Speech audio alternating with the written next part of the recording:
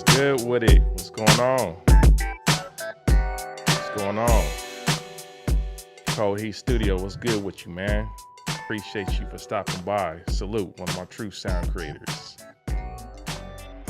What's going on with y'all? Thought I might pop in or pop out, I should say. Pop out for a little bit, you know what I mean? Hope y'all had a good weekend. Just gonna be chopping it up a little bit about some, just chopping it up, music production, beat making, more relaxed stream today. We'll still do our weekly Thursdays as well. This is just a pop out, you know what I'm saying? I think I want to do more of these as well, where kind of just pop out and hang out a little bit. So hope y'all had a great weekend. Hope y'all have had everything that you needed to get done this weekend wrapped up, and that y'all are ready for the coming week. Because yes, sir. It's gonna be an interesting week this week. I'm excited about this. I'm excited about this week. Norm Monster, what's good with you? Salute, fam. Cold Heat Studio said, I'm trying to get my son to sleep. Yes, sir, man. Gotta get him ready. Yes, sir. Yeah, man. Appreciate y'all for hanging out. We gonna chop it up for a little bit, man. Nothing too crazy this evening. Like I said, I want to do more of these pop out sessions, so this will be a more relaxed session. You know what I mean? But yeah, man. I hope y'all have a good weekend. Yeah, make sure that y'all don't forget, man. It's Black Music Month, man. We coming to the final days of June, which is Black Music Month. And yeah, we represent Black Music Month. We got our tees, our Black Music Month tees today. I'm wearing the Jazz Icons tee. So that's the Coltrane, Ahmad Jamal, Herbie Hancock, Thelonious Monk, and Sun Ra. So that's what we represent for Black Music Month, man. Make sure y'all go and check out altruwest.com, pick up one of them tees, man. They're still on sale. They're still on discount right now. Just use the coupon code on the site, BMM Icons 10, to get 10% off. So that's what we doing. DMG, what's good with you, fam? Appreciate you for stopping by. Norm Monster said, any recommendation on ADAT expander? Yeah, of course. That's a good question. I know y'all gonna try to do the whole ask me anything, but it's all good. I got a good one right here that you should check out. Know a couple of true sound creators got this one as well. I'll pull it up right now. Hold on. Let me see. Yeah, this one right here. This a real good one, and yeah, I think I do recommend it. So hold on one second. I'm about to share screen now. Let me get my stuff together. Boom, there he is. All right, so Octamic 2. This one is a good one right here.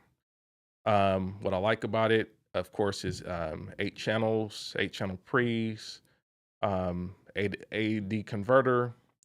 It has word clock sync, and it has 8 balanced line outputs. So this is a great one, and it's not a shameless plug, but it's a real plug. If you purchase this at army-usa.com and use the coupon code AltraWest, you can get that for, I believe it's 15% off. Good deal. It's a good deal. So that would be a good one. That would be a good one to check out if you're on the market. So that's my recommendation. I'll put a link to where you can get that, but that's my recommendation right there. Um, but yeah, use the coupon code UltraWest to get that coupon code to get that 15% off. There you go. But yeah, that's the recommendation there, sir. And yes, a couple true sound creators in there, and I know Joe Fire got that joint. Also, no Smooth with it got it as well. Dope one to get. Yes, sir. Um, Code Heat Studio says, how often you put in the SP SC to use? Just to be quite honest with you, I don't use SP 1200 like every day. That's for sure. My production style is definitely a hybrid style. Um, I'm using quite a bit of things in the studio. As I mentioned to you guys, usually when I start working out an idea, I typically will use Logic first and then add hardware as needed. So I don't typically start with hardware. Um, I have hardware to supplement things that I cannot do well inside of the box. So if I find that something's not giving me what I need, then I'll go to the hardware, whether that's the SB or whatever. It just depends on what the style or what the project calls for. So that's how I get down. I don't just be like, oh, today I'm gonna make an SPB. That's typically not my style. My style is okay, like let's look at what the project is calling for. Like if I'm working with an artist and they're saying, hey, I want something that kind of feels like this, and it's got more of that, you know, late 80s, early 90s boom bap style, or something like that, or even not, SP 1200 definitely is not boom bap only. Like plenty of West Coast producers use SP 1200. DJ Quick used a lot of SP 1200 on his first record. So Rappin' Forte used a lot of SP 1200. It's a lot of the West Coast used a lot of SP 1200 as well. So it just depends on what era and style of music I'm going for. I'll use it. It's right next to me because that's just how I got my studio arranged, man. Like it's studio arrangement is just as important as what gear you have. That's the reality of it. You know what I'm saying? Studio arrangement. If you don't have your stuff in the right like physical configuration, certain stuff you ain't gonna use. That's just the reality of it. So I've been very meticulous about setting it up in a way where I can just do what I need to do and I don't have to run all over the place, trying to like use certain things. That's how I get down. And it takes time to like get to that point, man. Like I've had different iterations of this. There was a point where the SP 1200 was over here, over on this side, and not right here. But I've kind of worked out a new configuration that I like better. Actually, I like this configuration better. And then let me see. I don't think I can show you that one. Yeah, I think that's turned off now. Actually, yeah, my overhead is off right now. But yeah. Yeah, studio configuration is very important. So yeah, I got the SP 1200 and the S3000 right here, and I can just walk over here, stand up, and work. You know what I mean? So DJ B Street says, what about the Focusrite Claret Octopre? Um, sure, it's fine. It's nothing that I've used. It's nothing that I can speak to. But I'm sure it's fine. I like the Army. I think the Army has a little bit more features and functionality ultimately, so it's more aligned with what I would want to recommend. I think the Claret is a little bit more. I won't say entry level, but it's a little bit more basic. That's all.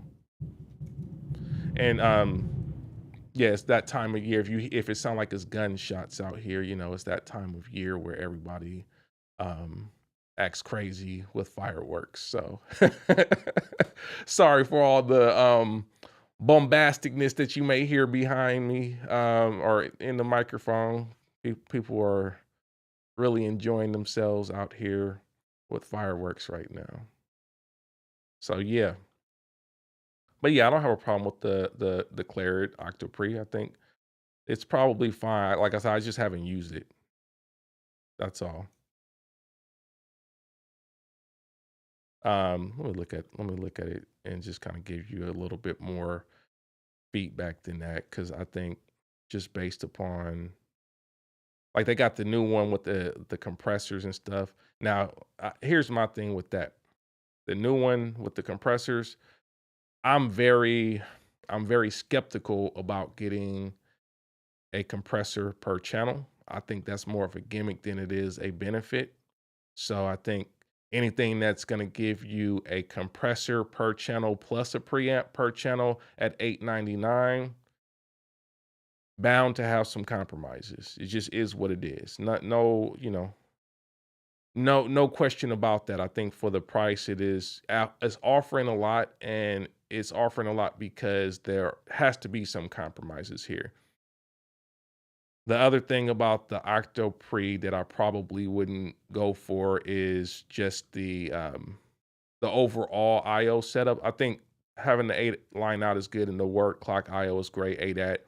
But if you use any other formats like for example, AES, for example, you kind of don't have the flexibility there. So that's an area where I would say the Octamic 2 is going to have the Claret beat. But that's just, it's about, your workflow and your preferences and whatnot. So if you have something that um, is just fine with just using ADAT, yeah, use it. Peach Ronnie says, I just got a Fireface 2 a few months ago. RME is rock solid. When I'm ready to expand, I'll consider this. Yeah, you should. You should. It's a dope one. And you know what's dope about RME is they send you like the cables and all that stuff that you need to hook all this stuff up. So like the word clock cables and the ADAT cables and all that stuff. Other companies be like, oh, cool, whatever. Well, you got the you got the preamp, but good luck hooking it up. Yeah, so Army is real solid with that. So definitely worth looking into. We create music TV. What's good with you, fam? Appreciate you for stopping by, fam. Doobie Sonics, what's good, man? What's good, man? Good to see you. Said Dr. Dre used SP1200 NWA days. A lot of produce. I mean, there was a point where that was like that was the top drum machine if you were making hip hop or any type of electronic music. Like there was just a time where that was it. Like, the MPC wasn't the thing. It was like you had an SP1200, that's the one. Dr. Dre used it. DJ Muggs used it. I said DJ Quick. I know DJ Battlecat had to use it. Sir Jinx. So many people on the West Coast. It was like that was just a drum machine to have at a certain point. So, I think there's always eras of drum machines that pretty much everybody had. There was an era of, music where everybody had a MPC 60, and there was an era where everybody that was doing, especially we talking hip hop R&B stuff, everybody had a MPC 3000. There's always those eras, especially for like drum machines, because drum machines really helped to shape the sound of what became, modern hip hop and modern R&B for that matter as well, right? Like you don't get a lot of the modern R&B without some of those devices. Of course, ASR 10 is another one of those machines that defined a lot of the style and genre. A lot of the bigger artists used it. Of course, we know our boy Timbaland used the ASR 10. He's unfortunately moved on to bigger and better things, right? But he used to use the ASR 10, Alchemist, so many, Pharrell, Neptunes, all that stuff. There's always been machines that really help to define the sounds of the genres, and you know because the functionality and the feature set just made itself home in certain studios, especially within the domain of sample based music. So let's see here. um EJV Roblox Square says, do you think the DT770s are good enough to make beats from without stereo monitors? No. Nope. I don't think so. I think so let's keep in mind when we start talking about closed back headphones, closed back headphones are great for tracking because they don't allow the sound to leak out into the environment, right? They are closed back and they protect you when you are tracking. So if you're in front of a microphone, which in my case I happen to be in front of a microphone, right? So if I play music, um I don't want my music or any of the sounds that I'm playing on my recording to leak into the microphone as well. So closed back is good for that. I don't think closed back is great for getting overall great stereo image. There are problems with it because the way that the air moves it's an inconsistent and unrealistic stereo image. So I don't think they're good for that. I know somebody just John Wick says to make beats, yes, to mix, no. I think for me, because I'm selecting sounds and the sound selection is part of the mix, they are one and the same for me. If I'm picking some stereo sounds and I can't tell what's going on with the stereo sound, then it's a bad sound selection for me, which will impact the mix. So I think they are definitely related. So I don't separate the two and say, oh, it's good for this and not good for that. I think it's good for tracking. I think it could be good for just basic monitoring of levels. But outside of that, I don't think they're good for sound selection. And I also like these are very, I would say, colored in a way where um, it has a bias towards the mids and lows more so. The high frequencies are not greatly represented in this headphone. So you could have a tendency to actually mix a bit brighter or sound select a bit brighter than you normally would. Um, so I think there's other considerations with these. Um, I use them for for this purpose. Like I'm doing stuff where audio's coming out and I'm recording and it's great for that. But I don't think they're good for mixing, to be honest. They're another. Let me get it straight. Let me be 100%. They're a reference point that I will use because so many people do use these headphones and they do listen to music with these headphones. A lot of streamers use these headphones now, and they're listening to music and other things. So I think because they are a potential audience for music, yeah, check your mix on these, right? Check your mix on anything that your consumer would potentially be listening to music on. That's the reality of it, right? So and I've talked about this before. Like, you should look at what the consumer is actually buying as far as like headphones and anything that they're listening to music on, and you should try to understand. And I know some people say, "Oh, if you know your own monitors, you can make sure your stuff translates to everything." Yes, you can, but I think you can be very certain if you actually check certain devices that you know that they have. If you reference it on that device, you'll be in a much better position to be able to say, yeah, I know it sounds good on that because I checked it on that. It sounds good on that as well. So that's my thoughts on that. Um, let's see here. See, look at y'all. Like we had to ask me anything on Thursday, and it wasn't popping like this right now. That's crazy. Let me ask y'all a question. Um, are Sunday nights better for you guys as far as like live streams as opposed to Thursday? Just a general question. I know I've asked this question before, but I always like to do a heat check to kind of understand, where people are at and what they have bandwidth for, right? Are Sunday nights better for you guys than Thursday night or Thursday afternoon, evening?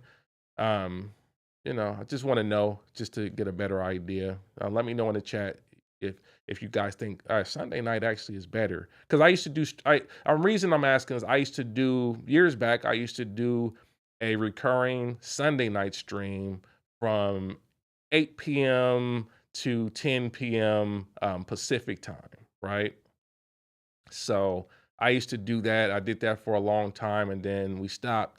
and then I've come back and I have my Thursday streams now, which the time works great. But if Sunday works better for some of you, I'd love to know in the chat. Let me know, and we'll talk about that and make some considerations, or maybe even add a second stream. I don't know. It depends on what I get as feedback from you guys. But let me know in the chat if like Sunday works better or Thursday works better for you guys, because I know some of you guys can't make it. I understand. Like, people got lives, we got stuff to do.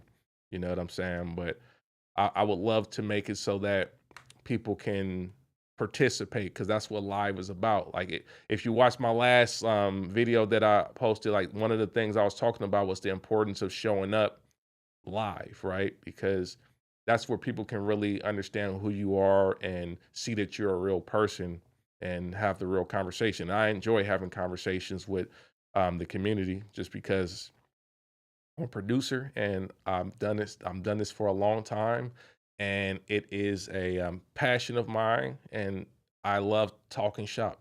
So either way, but let me know in the chat. Either way, y'all that are listening, y'all that are watching, it's 26 people watching right now. I should get a few more people responding to that. Mark Thompson says, any thoughts on the SSL 18?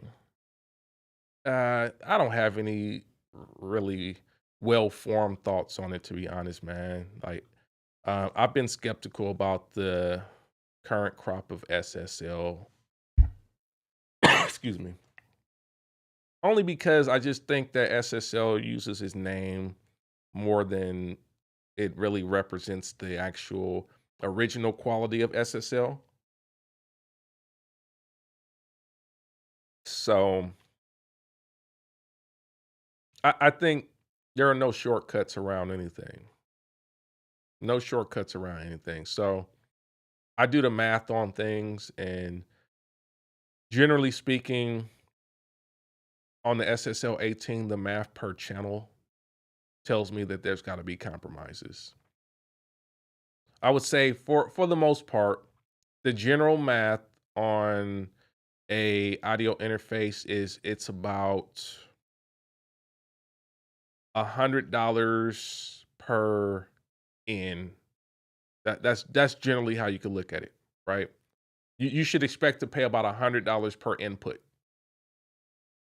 So if you, and that's just across the board, like for a quality one, you should expect to pay at least $100 per input. You can pay more than that, but typically, like, the better quality ones are at least $100 per input. So if you have something that is saying you can get basically 26 ends for $1,200, right?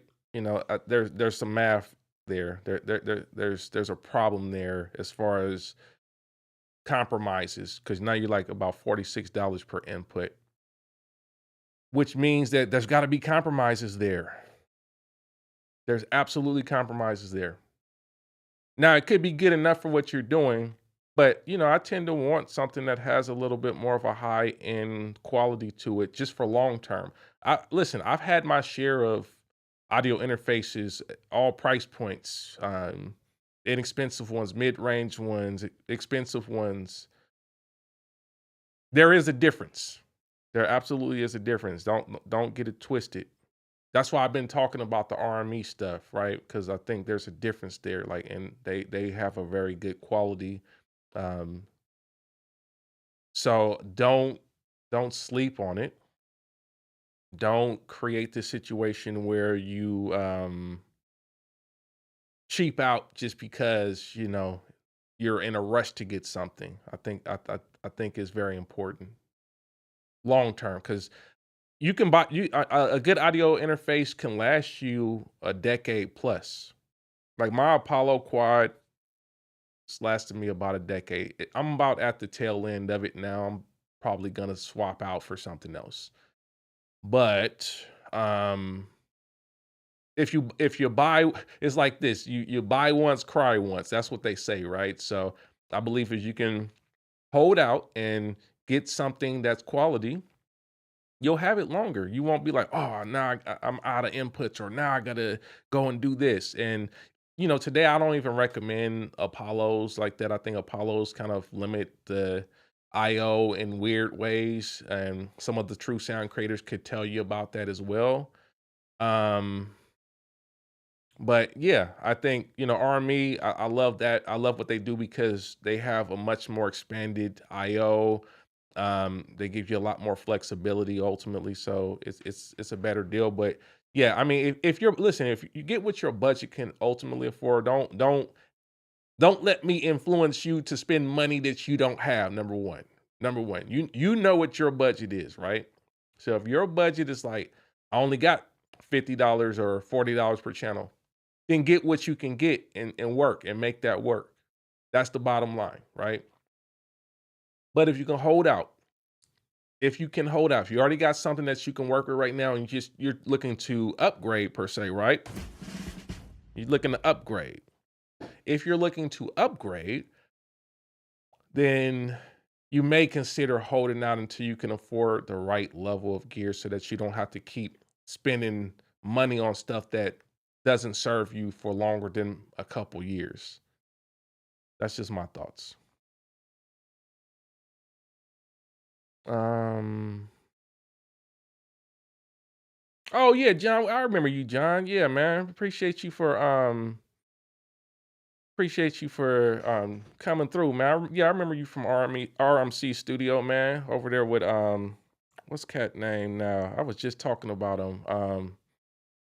But yeah, I remember you guys because I think Tony Maserati I think Tony Maserati was upstairs, if I'm not mistaken, over at RMC. But yeah, I remember you, man. I appreciate you for stopping by. Um, see here. Only the Funk says, yeah, Jeremy, yeah, yep, yep, Jeremy, yep. And then I'm thinking about Pete. That's what I'm thinking about. Peter Rafelson, yes, sir. Salute, fam. Appreciate you, man. Yeah, I definitely remember y'all. Mm-hmm. Only the Funk. Peace. He says, are high-end audio interfaces 3K up really worth it, or is mid-tier 1600 better bang for buck? Like I said, the quality ones that I've used are usually at least $200 per, or yeah, about, let's say about $100, really about $100 per input to start. So the 3K interfaces, I don't know which ones you're talking about. If you're talking about like Metric Halo and all that stuff, uh, I remember Yamaha, their sound design studio use Metric Halo. They either use Metric Halo or Prism. It's been a long time since I've been in that studio, but back in the day, they was using like super high end stuff, and they made the motif and all the other high end keyboards. So um, the sound matters. We've talked about this before. The sound matters, and all converters are not equal. We've had this conversation on this channel. We've done the comparisons. You get what you pay for with converters. So if you want better sounding converters, then pay for it. You know, I upgraded to the Antelope Audio Pure 2, and that's my converter. And that's my converter on top of the Apollo. So I use a converter to mix and listen and monitor, and it's night and day difference from what the Apollo does. And the Apollo was not cheap, but the Antelope Audio Pure 2, it's a 2-channel converter. Yeah, it's worth it. John would say he got a Lynx. Yeah, I mean, it's worth it. You will hear a difference, especially if your room is set up right. You got room treatment, you got proper monitors. You will hear a difference, and it will allow you to really check mixes and work in ways that you probably couldn't have worked with a inferior converter. So it does matter. So I do think it's worth it if you can afford it. But like I said, if you can't afford it, it's still important for you to learn how to work with what you got. But there is a difference. Um, no Master says Sunday work better. One thing I'm working is my setting my 3 set of studio monitors for high, low, and mids. Word, word. What monitors do you have? Just curious, man. What monitors do you have? Code, he says I'm good with either. Appreciate it. Yes, sir. Yes, sir. Mark Thompson says Sunday nights are cool. Okay, okay. I'm getting Sunday night. Okay. That's directions stream came up in my recommendation today. Been so hot that I'm still up 3:30 a.m. in London. Salute, fam, man. He said this and Thursday works for me. Okay, okay, that's good to know. Gantman says I have the SSL 12 and it's kind of mediocre, but to me it's probably a little better than a cheapo. Word. I'm sure it probably is a little bit better than like a super cheapo, but you know, like I said, you can expect to pay at least about $100 per input, even more if you want something super high end. When you start talking about like real high end, it could be closer to $1,000 per input, really. The Peer 2, for example, is about 1,200 per input. So, once you start talking about mastering great converters, they start to get up there. Yeah, Peer 2 is 1,200 per input. So,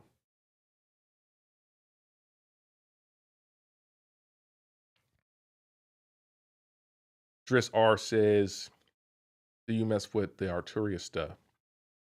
You mean like the hardware or the software? I definitely have the software suite. I've been using Arturia software for a long time. Um, I think it's dope. I use some of the stuff more than others, like the Casio CZ on the software side. I like that. I don't use a lot of the like the Moog stuff, the Prophet, all that. I don't use a lot of that. Um, and it's not that I don't think it sounds good. I just tend. I've been telling y'all this for years. I tend to use Core Gadget for a lot. It just works. You know what I'm saying? Like Core Gadget works for me because it's efficient and I still get a good sound out of it. I'm happy with the sound I'm getting out of it. I think it sounds better than a lot of other stuff that I've used hardware and software for whatever reason. I think some of the sounds just resonate with me because of some certain projects and things I like. But I also think it's just I like on software, I like CPU efficiency as well as sound. So it's always a balance for me. Like some of the stuff that is like really good sounding tends to have not so good CPU efficiency. So it's a compromise. And when I'm working on a project where I have like a lot of virtual instruments, then yeah, I may tend to not use something that's gonna take up too much resources, especially when you're early in the writing process. It's like, you need the space and the bandwidth to be able to produce. And I mean, that might just be more of a habit for me pre silicone, M1, M2, M3, M4. It's not as bad as it used to be. It used to be terrible back in the day, and maybe I got traumatized during the Intel days and whatnot, where I would run into the ceiling very quickly and have to consolidate and all this stuff. So I learned how to make my workflow work with a hybrid setup. Um, if you watch this channel for a while, there was a period where I had more of a minimal setup after having a hardware-based setup for a while, and then I started to hit walls, and then I started to add hardware back to the setup. So, that was a compromise. That was a way for me to continue to be able to kinda work in both worlds and not be so frustrated with the walls I was hitting Intel Mac. Yeah, John Wood, I use a, Mac Studio now, so M1 and that's been fine. Now, I think at this point, my concept with all this stuff is you probably get about 5 years of use out of a computer before it's time to upgrade these days. My last one, I tried to push to 10 years. I got a old Mac Pro quad processor. I used that for a long time, and um it was running into walls. By the time we got to about, I got 2012, 2013. By the time we got to about 2017, I made a video talking about Machine MK3. That's what really told me it was time to move on, right? Machine MK3 came out, and I tend to not upgrade my OS immediately because we've talked about this. You upgrade your OS immediately and you're gonna be crying. That's just what it is. Like you're a guinea pig if you if you update your OS immediately when a new OS comes out. You are doing the beta testing for them, and you will report all the bugs to them, and hopefully they'll fix it on a service update. But in the meantime, you may not be able to use stuff in your studio.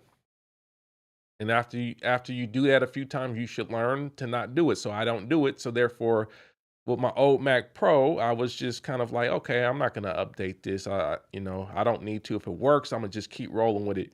But then 2017 came around. I had my Mac Pro for about 4 or 5 years, and then I was like, dang, okay, I got this Machine MK3, and I can't use it unless I update my OS.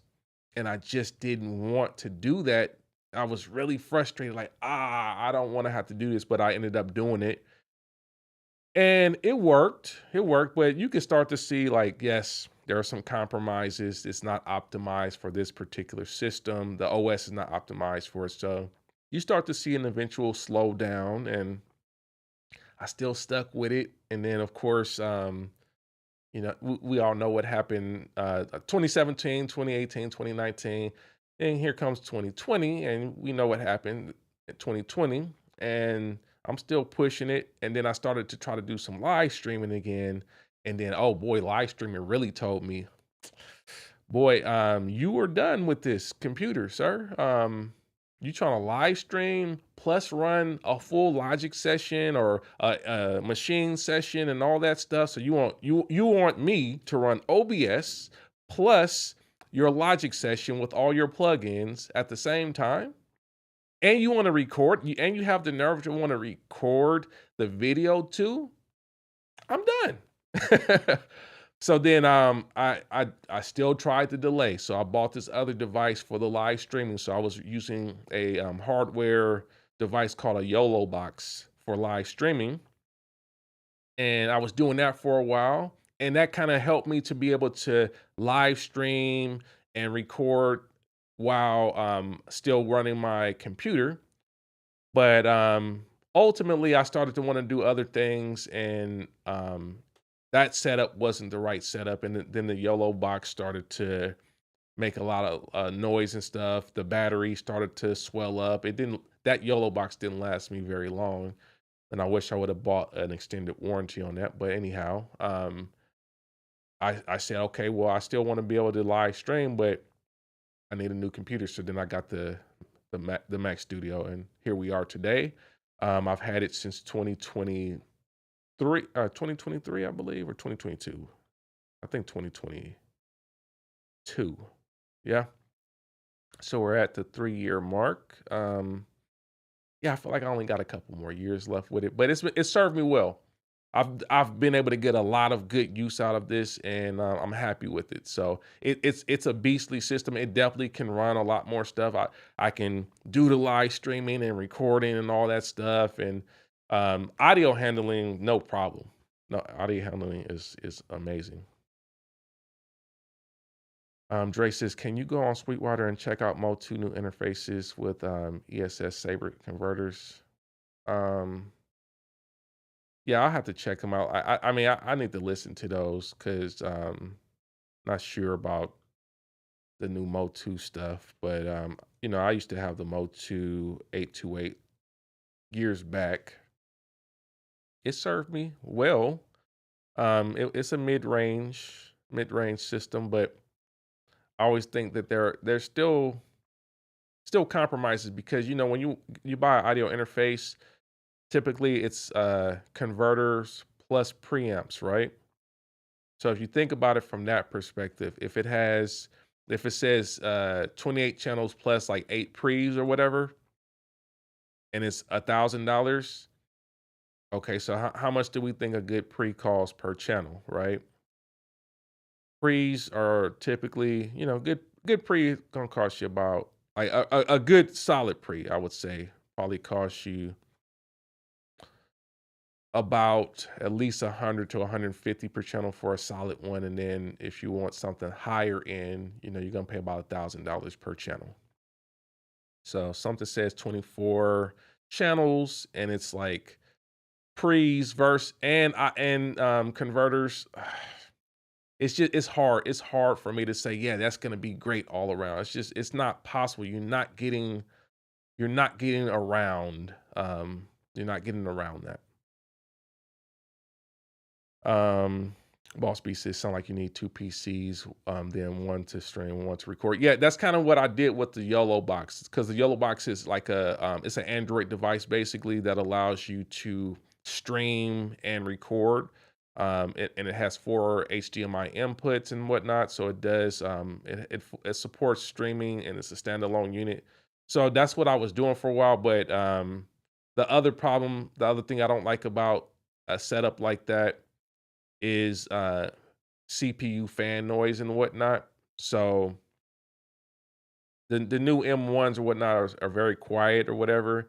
So I could consider getting like another silicon computer, but for now I think I'm fine. I think I solved it now. But back then that was kind of what I did, was like set up another. It was like an Android computer essentially that allowed me to stream while I ran the computer, and they were separate, so that worked pretty well. Um, Don Brisky was good. Was good. No Monster said he got the Atom Audio and Tannoys. Word, word, word. Dazzle Direct says the Audient ID series is a good starter range, as all the inputs are inserts before the converter, so you can upgrade to higher quality converters and keep the interface. Yeah, that's a good flexible setup for sure. Um, yeah, that's a good flexible setup. Now, I will be honest. From everything I've heard so far, some people like the Burr Brown converters. I don't like the sound of Burr Brown converters personally, but I don't think they're bad converters. I don't prefer them in a lot of cases. So I think Audient does use that. So I think that would be my challenge with the Audient stuff, is like the Burr Brown. But other than that, I think what you said like really highlights the flexibility. I think flexibility in general is always a good thing. So being able to upgrade or add some higher end on top of what you get, that's always a win. John West says, yeah, 5 years sounds about right. I have an Intel-based Mac Mini from 2020. It was just announced they're no longer going to support it. Exactly. Yep. That's kind of the cycle that Apple's on right now. It's like 5 years, and then it's like, we're gonna phase that out. We no longer support that. So then you won't be able to get the new OS anyhow, and it just becomes a pain. So it's like you just got to expect that after 5 years on Apple, you're gonna have to be looking for a new system. So um yeah, I need to make some. I'm gonna be saving some money up and preparing for whatever my next Apple is, because I already know I'm not going PC, not for the production side. Now, I do listen, I'm not anti PC Windows. I think there's a lot of stuff, especially on the video side, that is available on Windows that I wish I had available on Mac. So I haven't ruled out Windows completely, and I also started to get a little bit into gaming. Not, I mean, I've been off and on with gaming. I've been, using computers and whatnot for a very long time, and I gamed on the PC as a kid, and then moved to console, and then now I'm, kind of back playing some game. No, I play a game. Let me be honest. I play one game. I play Civilization. That's the one game I play, And yeah, I can play it on Steam, but also have considered playing it on PC and doing some streaming and stuff. So PC is not out of the question. Uh, let's see here. DJ Jambone, what's going on, fam? He says, "Good evening. Um, are you into synth sound design? And if so, what is your favorite synth sound design software? Lastly, have you heard of Tractions Biotech and what's your take on it?" Yeah, I'm into synth sound design. I don't know what degree you're talking about as far as like yeah, I'm not sure what you mean by software wise, I guess what my favorite synth to work on probably I don't necessarily have a favorite to work on. It's not like, oh, I'm just like, "Oh, my favorite is Massive or Massive X or anything like that. I think I spend a lot of time on Massive. So Massive by default on the software side would be a vote for me because I think you can do a lot with Massive, like the original Massive, especially. Um, I've done drum sound design with it, making things like claps and snares and hi-hats and stuff. Like you can do that in Massive really, really easily actually, because all the different oscillators, noise, and all that kind of stuff. So I like Massive for that. But yeah, Biotraction Biotech. I haven't checked that out. I have to note that and check that out. That's a good one. Appreciate you asking about that. I haven't checked that one out. Boss Beats says I need more outputs than inputs so I can go to a bigger mixer console, and they hardly make most interfaces with lots of outs because they want to sell you mainly inputs. Yeah, yeah, it's true. But I mean, you can, like I said, that's why I like the RME stuff. Their interfaces tend to have a good combination of IO, so you can get interfaces that have quite a bit of IO. And like my next interface is the UFX 2. I'll show you guys that. Let me go back over here. Yeah, this will be my next interface.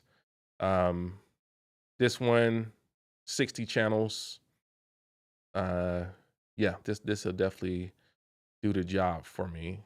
Um, yeah, I think the IO is the right amount for me at this point. And off top you already get 12 analog, so you got the four combos on the front, and then you got additional 8 inputs on the back, and then you got the 8 analog outputs, and then you get quite a bit of robust ADAT in and out. So potentially, depending on what sample rate you run, if you're running like 44.1 or something, you can get, a couple, you can get 16 more channels out on the ADAT side. So that could be enough for a lot of guys out there. So this will be my next one. This will give me what I need as far as the flexibility. Because off top, I'm gonna hook my Antelope Audio MP8D up to it. So then I'll have off top 20 analog inputs, which is no slouch there. And then I'll have another input if I need to add some more stuff. So if I say, okay, I want, I'm at 20 right now, I want another 8, so then I'll add an Octamic or something to it. So then I got 28. That'll be plenty for me in this setup. So that's what I'm thinking. That's what I'm thinking. That's my next one. And like I said, if you're on the market for an Army joint, go to Army, go to the Army website. Yeah, go to the Army website and check them out. You know, army-usa.com. And then if you end up finding something, you can use the affiliate coupon code, of course, Ultra West, and yeah, that'll be it. That'll give you 15% off. I think that 15% off is a great deal for a lot of that stuff. So check it out. Let's see here. Um, John Wood says I should probably know this. What DAW are you primarily creating in? Logic Pro for sure. I'm a Logic guy. Absolutely, absolutely. Alavon Major, what's good, man? You said Sunday is good too. Yes, sir. Yes, sir.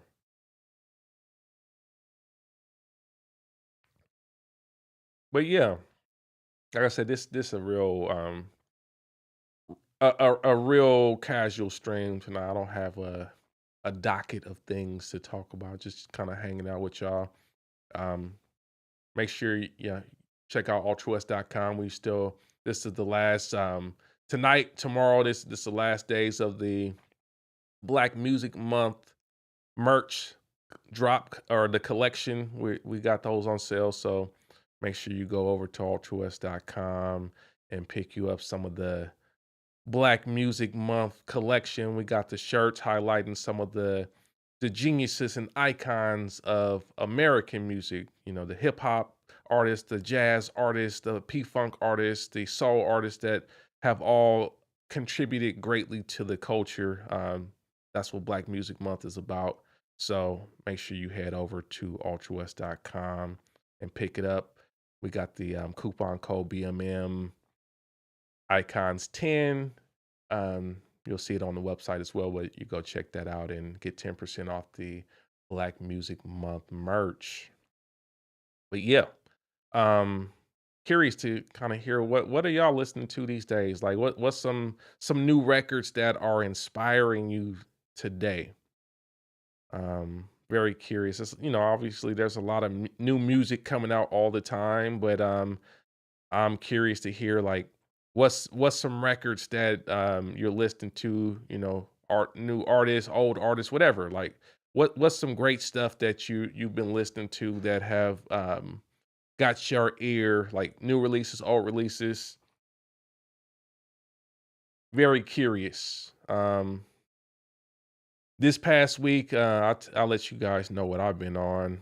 Um, this past week I was on Yes, the album Close to the Edge by the band Yes. Um, Prog rock. Close to the Edge is a fire record. That's a super fire record. And I'll listen to stuff like that, not because I'm gonna sample it, but compositionally and all that kind of stuff. Like, yeah, yes, Close to the Edge. That album is so fire, so fire. So I've been listening to that. Another thing that I was listening to this week that, um, man, uh, man, 90s gospel music was a renaissance. 90s gospel music was a renaissance era. I'm gonna tell you that. That 90s gospel music was cracking. Boy, it was cracking. Um, One of my dudes, Daliam, cat from Orange County that I met years ago. He went viral on TikTok. He was part of Brent Jones Choir, right? He was part of Brent Jones. If some of you guys are familiar with like gospel music, Brent Jones and the TP Mob. So Brent Jones, California. He was a music director in California, one of the biggest Black churches in Orange County, California. So one of their clips went viral from a 1998 session, not session, but like a performance that they did at their church.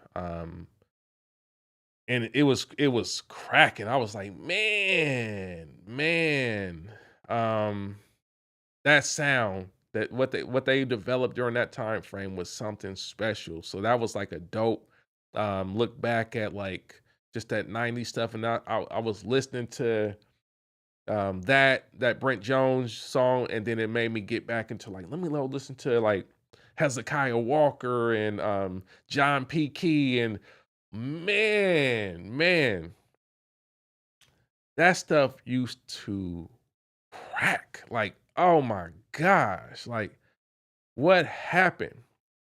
What happened? Like it used to pop off so tough. Like I was listening to Hezekiah Walker, I will bless the Lord. Ah man. Oh man. Like just gospel music don't hit like that no more. I don't know. Like just the new era of it is different now. Like it's too for me it gets a little bit too praise dancey in a way. It's too like I don't know the format it does a little bit too much for me, and I miss when they used to just crack off like basically when it used to have a much more funk influence, whereas a lot more pop, slap bass, and all that stuff, and they was just cracking off like going crazy. Like it just it was different. It was different. Like especially when it had that strong funk element to it. So that kind of stuff get me inspired because yeah, I was listening to that and it was just like like when gospel music make your face scrunch up like, and like, whoo, that's a lot of music don't do that for me today. It's rare today where I hear some stuff where it's like, and that's, I'm not saying that's what it got to do all the time, but I kind of feel like it do got to do that if it's really gonna do something to you. If it's really doing something to you, right? You should be like, "Oh," like as a musician, especially, you hear something like, oh man, they going crazy right now." I really that's what I'm looking to hear when I'm listening to music. It's just something that'll make you just be like, "Mm." And then yeah, something that make you want to run it back again, like, okay, yeah, I gotta hear that again because that was just that was fire, right? I think we missing a lot of that today. So I'm curious, what are you guys listening to? That's my share. Those are a couple things I've been listening to, but what are y'all listening to? John Wood said Pointer Sisters have been on consistently lately. Word, that's dope. That's dope, man. Salute, salute. Um, Crave Crave the Twist says, what up? What's going on, man? What's going on, fam? He says, by any chance did you check out that Slick Rick album? It's Jeff. Okay, I'm gonna have to check that out, man. Good looks. Good look. I'm gonna have to check out the Slick Rick album. That's dope. Yeah, I haven't checked that one out yet.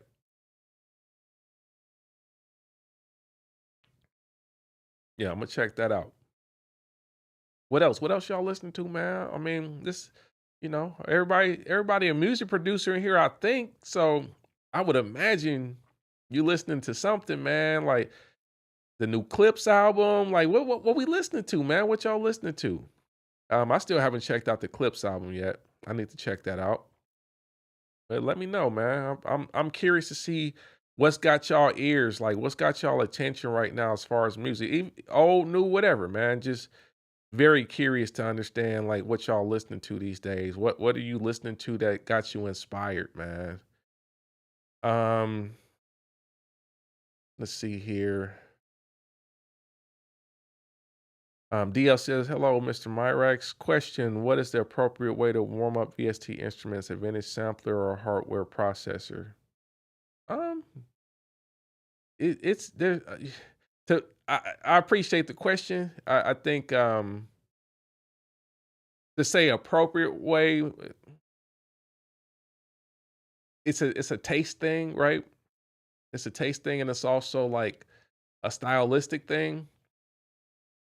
You can use preamps. You can use outboard processors.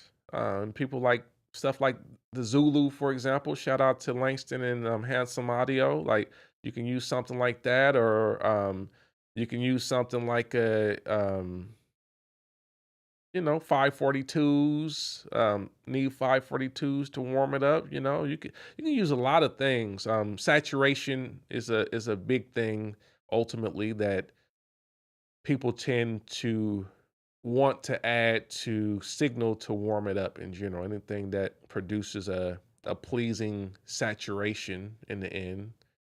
Um, yeah, so like a distressor or a fatso. I said the Zulu, the new 542s. different preamps can also help to warm up a synth. You go DI into a preamp, that sort of thing.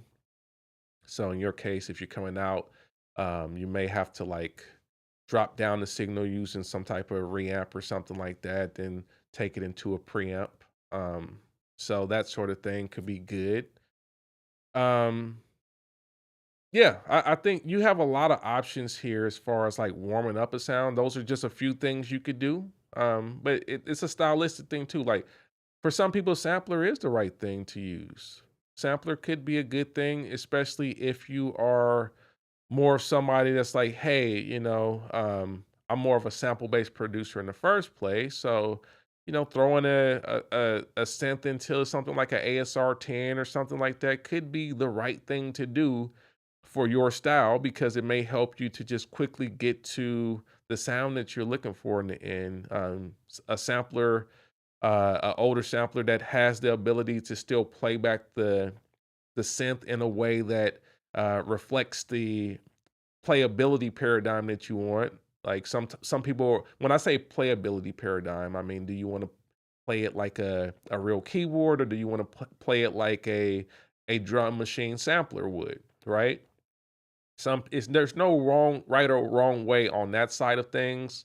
I watch people like Ninth Wonder and Crisis and whatnot go at playing their bass lines on the pads, and it's still funky. It's still got the right feel and the right bounce, right? So it's up to you how you want to play it. I'm more of a keyboard player, so I like samplers that tend to have a playability paradigm that's based upon keys. So I'll mention something like an ASR 10. I don't have an ASR 10. I have a couple of keyboard samplers though. Um, S3000 is a keyboard sampler. Technically, it's just a rack mount style sampler, but it's basically a keyboard sampler. I have the W30 Motif ES, but my favorite keyboard sampler um, ultimately is Machine.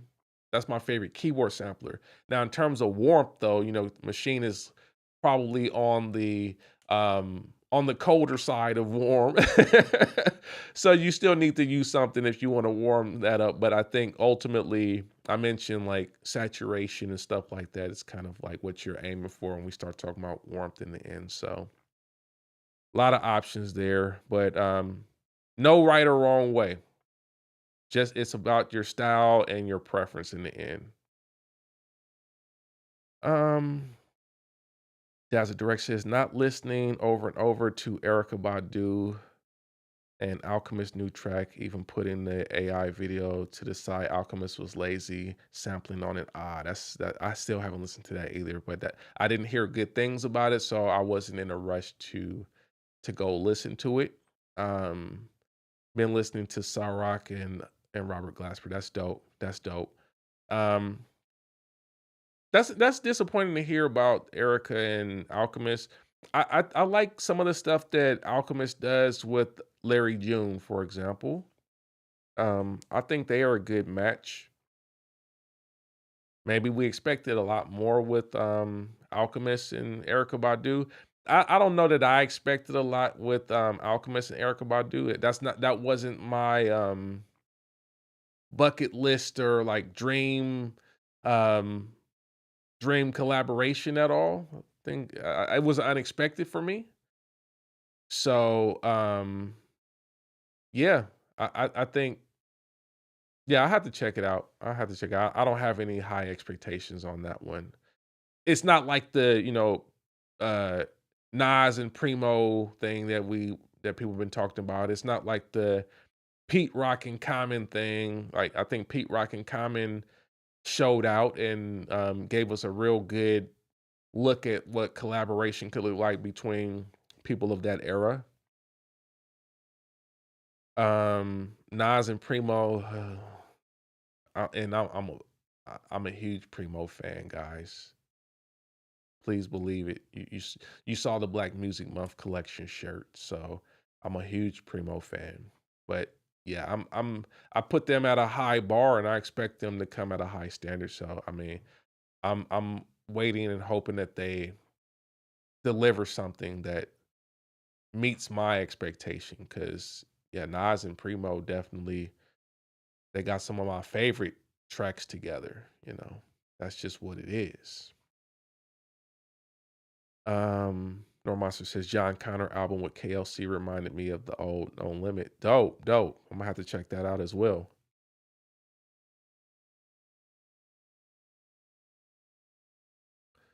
DJ Jambone says I'm listening to some new Southern Soul. When you say Southern Soul, what you mean by that? Expand on that, sir. I like what that sounds like, but let me know what artists you talking about, what albums, records. And he says, and Neo Soul these days while looking to do my own remixes for my neighborhood or community events. That's dope. That's dope. Glad to hear that. Alvon Major says, just cop the Army ADI 2.4 Pro SC and absolutely love it. True and accurate, transparent for the mix. Love the sound. Man, that's dope, man. That's dope. That's mastering grade converter, man. Hopefully you got a good deal on it, man. Did you use the Ultra S coupon code? I hope you got it for a great deal.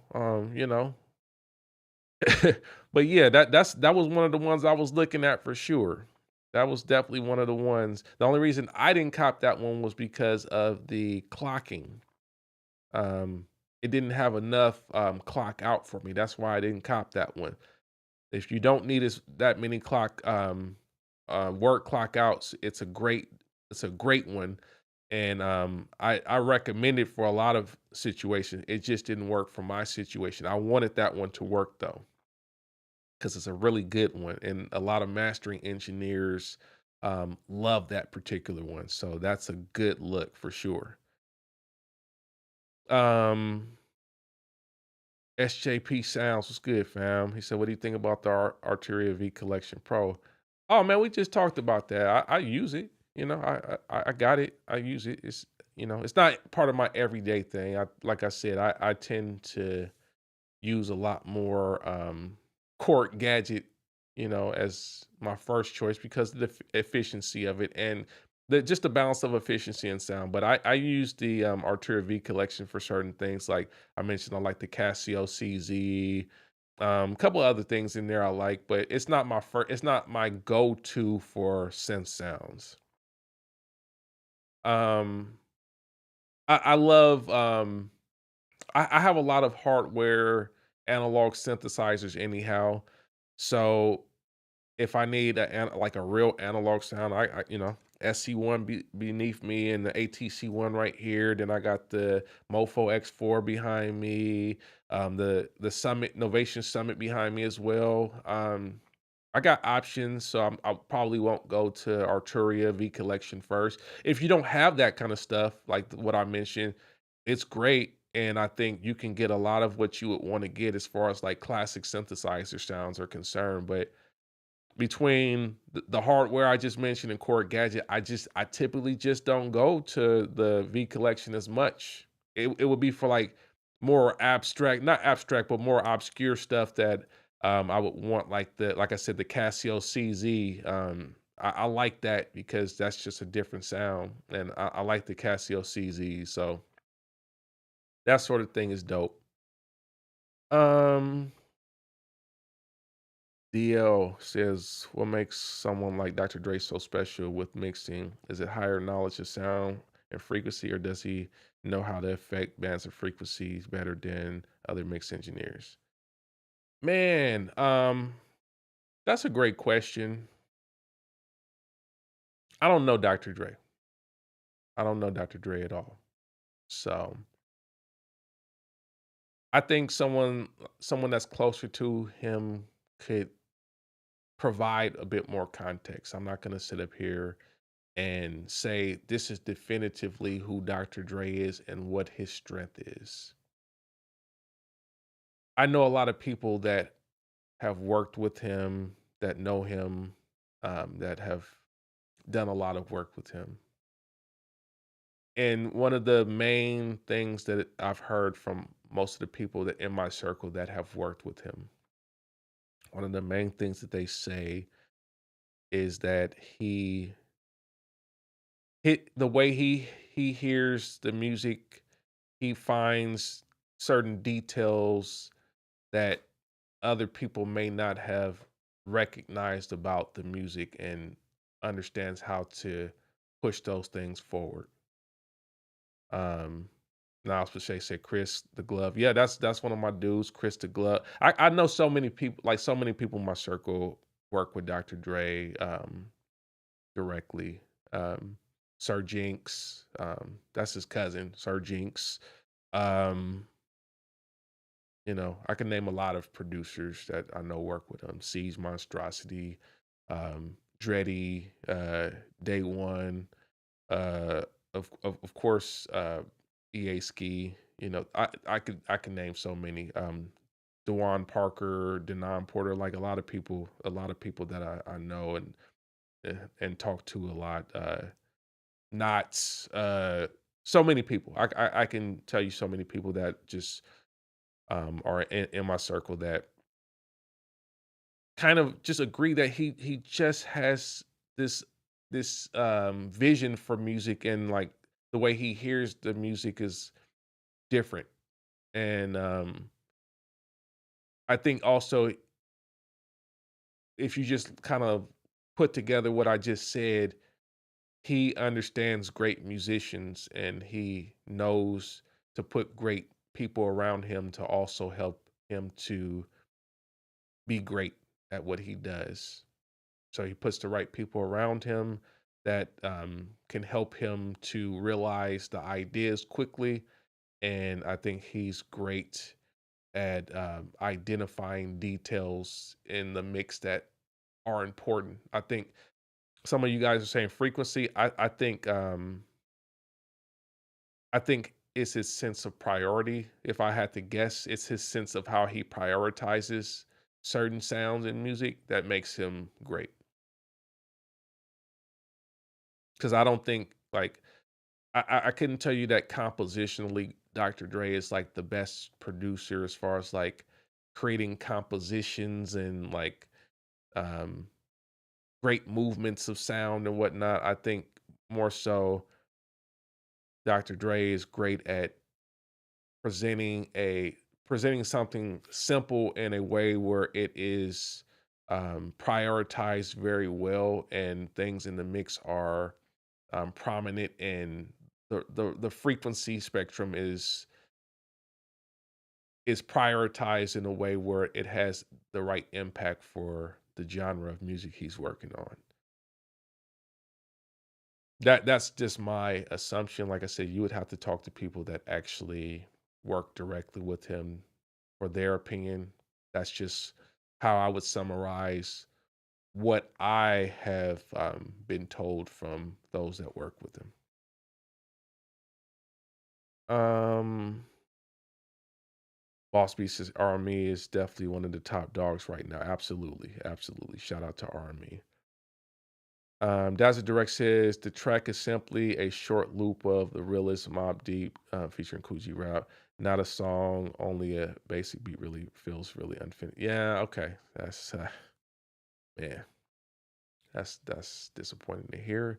SJP Sound says, I'm a musician, love the shirt. Man, I appreciate you, man. Appreciate that's part of the Black Music Month collection. It's exclusive to ultrawest.com, man. Make sure you go over there and support. They're on sale for until the end of this month.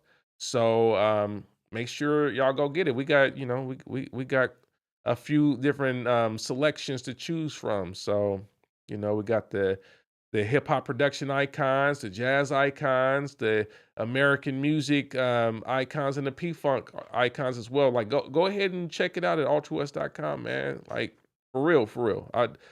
I think obviously you can wear these beyond Black Music Month, but I made these specifically to represent for some of the unsung heroes of American music, man. That's what I'm talking about here. That's when I say Black music, man, I'm talking about really American music in the end. We just representing for the ones that don't get as much of the accolades. We start talking about contribution to American music. So, uh, man, go check out the collection exclusive at ultrawest.com.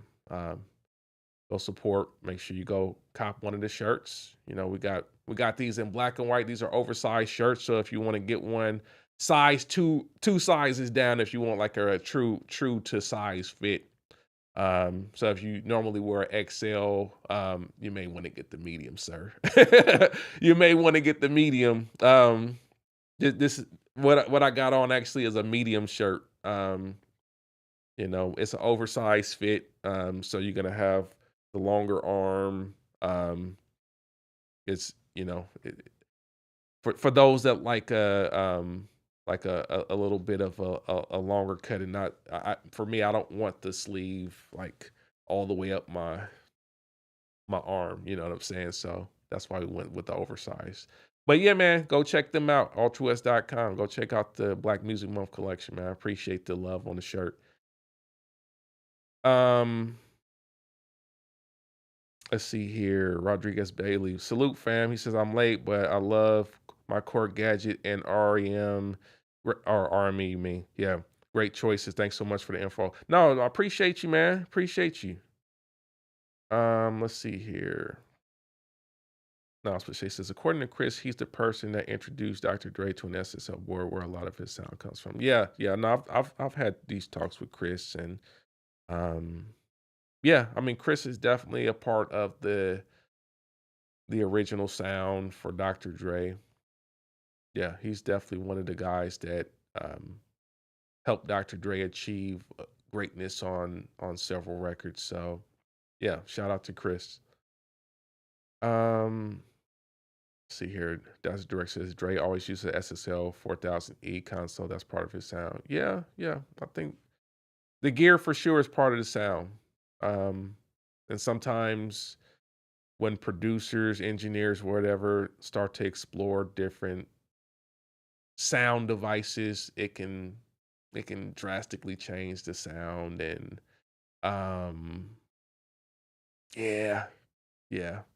Unfortunately, some cases you start to use things that may not have the same sound. It can degrade your sound and make your sound not as powerful as it used to be. That was I made a video about that a couple months back, when we are talking about the MPC XSC, for example. And no disrespect to anybody that uses the MPC XSE.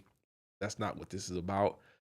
But I'm just telling you from my experience, when I compared it to like the 4000 and whatnot, it was just like, oh, okay, not the same. So that's why I tried to find some interventions for how we can make it sound better than what it sounds out the box. Because for me, it wasn't as powerful as I experienced with older MPCs. So that's why we talk about sound. Sound is important. Sound is important. So I think, yeah, some of the older gear can very much contribute to the sound that someone has. And yeah, I don't think Dr. Dre uses the 4000E anymore. So yeah, not all of his sound is like it used to be. That's for sure. I think there's other factors with that though. I do wonder, do wonder about, what's going on over there sometimes. But yeah, yeah. Um, Dr. Dre's a legend. He's a legend. DJ Premier, legend. Not taken away from anything that those guys have done. That's why they are represented on the Black Music Month collection. They are legends. But yeah, I think sometimes the gear does have an impact as well on the sound. Let's see here. DL says, I saw this one video one time of this person, they have major. He was calling the keys winner in the Alaska Co. Honestly, appreciate you, man. That's funny. I appreciate that, man. Let's see here. That's a direct says, Nas would say no Av or Weaver streaming yet today. I don't know what y'all talking about. I don't know what y'all talking about, but that's cool. That sounds like inside baseball. Alavon Major says, sorry, bro. I didn't know about the discount at the time, but they were on sale for $500 off when I bought mine. No, dope. That's dope. That's all good, man. It's all good. Black Sea, what's good, bro? Salute, fam. Appreciate you. New SSL duality board. I think that's what Dre uses now. I've heard very mixed reviews on that. That's why I say I've been kind of skeptical about SSL, like modern SSL in general. Um, Modern SSL feels not the same, not the same quality level. Just from what I'm hearing and what I'm seeing, um, haven't heard like a lot of good things about it. So I'm skeptical. I'm not saying that you can't get a good sound out of it. I haven't heard anyone have like rave reviews on any of that, except for a few people that seem to love the fusion.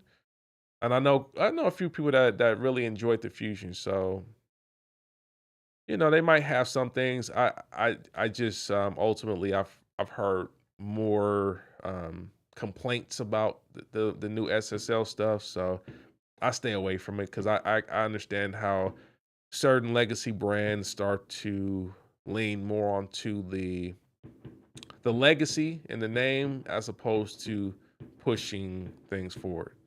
Okay, we got the fireworks again. Fireworks popping right now.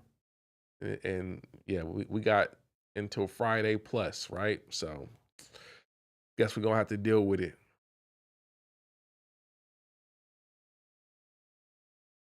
So you're disappointed with the SSL quad preamp. What didn't you like about that? Just curious. Just curious. What didn't you like about that one?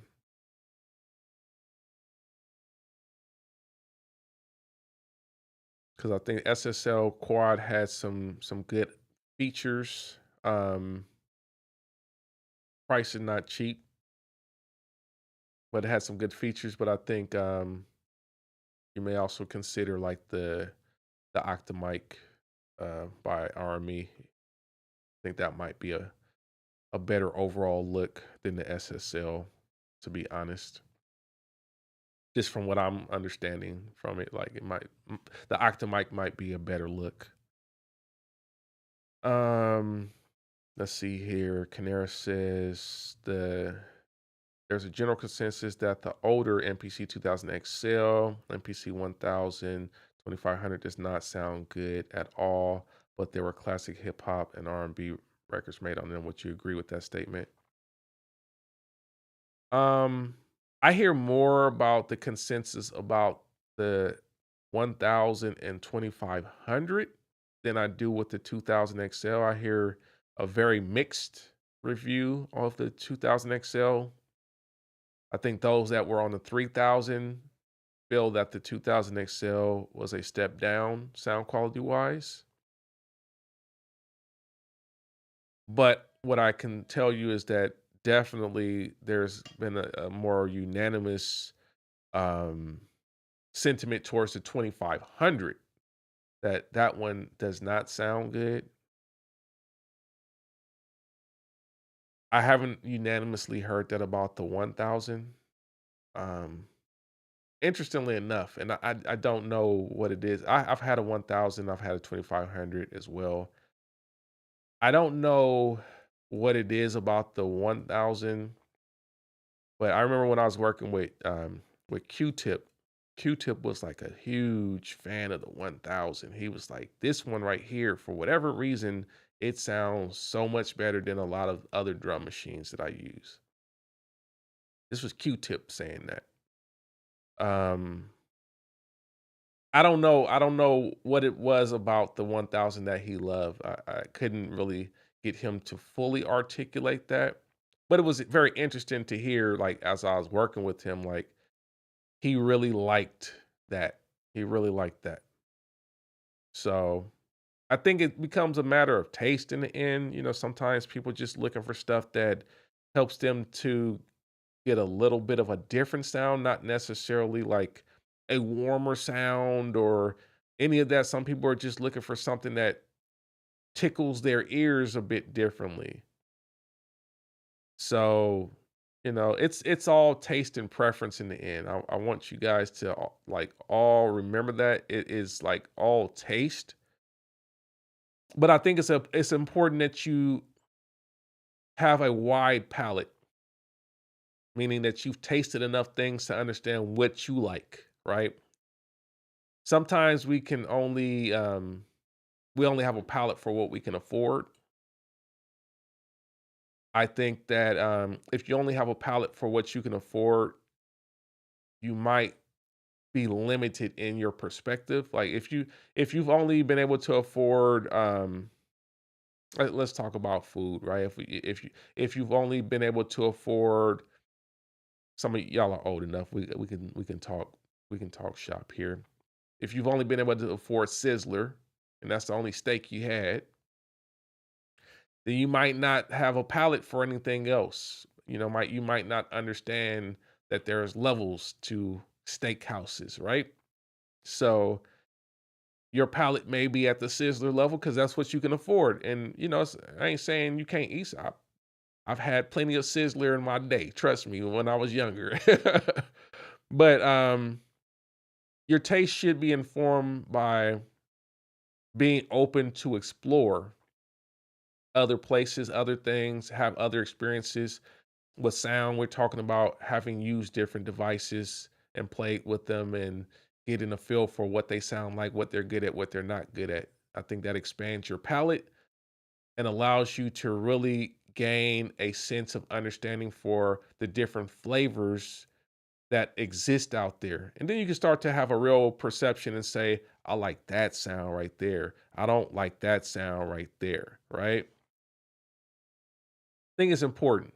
So if you only tasted like the low end of anything, it's very hard for you to have a real perspective of what your tastes are. So like get in the studio, go rent. I always tell you guys, go rent out a studio that has some gear that you can check out. You can record with, you know, play with different mics, play with different preamps, get a feel for what your tastes are so then you can make some better decisions. So with the drum machines, it's important for you to get some immersion with that. That was one of the big reasons why I got a SP1200, to be honest with you guys. I always wanted to have one because of the immersion, not because I wanted to make SP1200 style beats. Because I felt like the SP1200 was one of those things that was a staple sonically that I didn't have the immersion in to really fully form my taste on sound and drum machines. That was one of the missing keys for me as far as really informing how I look at samplers. That's why I bought the SP1200. So I think it's important for you to immerse yourself and to understand different sounds and different machines. So having the experience with it gives you the understanding of what it sounds like and what it's good at and what it's not good at. I won't use the SP1200 for everything. When Cold Heat Studio asked earlier, like, do you use the SP1200 all the time? No, because I know what it sounds like. It's like, once you start to understand, the different flavors, it's ingredients and seasoning, man. Everybody in the studio, in the music producer community now say they cooking up, right? If we cooking up, then we cooking, right? So let's cook. So if we talking food, we cooking up. It's different ingredients and different seasonings you can use, right? You don't put the same ingredients in every single meal unless you just only want to have one taste and one flavor for all of your food. Some food need different flavors, right? So SP1200 is a flavor. It's an ingredient that I can use. It has a certain, taste to it. But I know that taste ain't gonna work for everything. Sometimes it's like that's not the right flavor. That's not the right sound for what I'm going for, right? But you gotta have that immersion and experience to understand when to use it, when you don't need to use it. Because there's certain stuff I know I can do with the SP1200 where it's like, yeah, if I want that sound right there, and that's a very specific sound, if I want that, the SP1200. We did the comparisons. I told y'all that whole like SP1200 comparison round that we did with the MPC and the machine and all that. The SP1200 got a very specific sound that it can do, and that flavor I do like for certain things. So I know when I hear that sound, I'm like, oh, I need that. I'm going to the SP1200. That's how that works.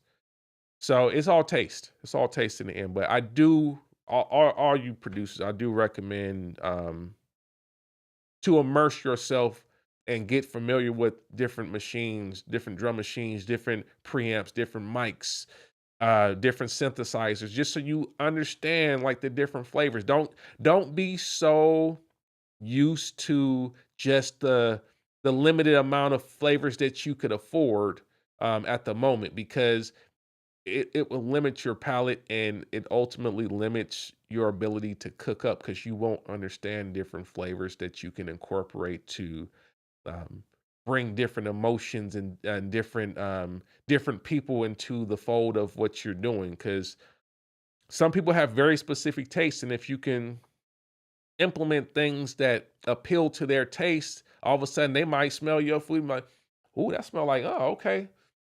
I smell what you cooking now. I'm interested now." You know what I'm saying? Like that's how that works. Um, so yeah, don't get too comfortable with just a limited palette. But yeah, if y'all enjoying the stream so far, man, please hit the like button, fam. We got 34 likes right now. Um, I know we cooking something in here, man. I know we cooking something. Y'all are showing up like it's the Ask Me Anything session. But if y'all getting value, please hit the like button, man. I appreciate y'all.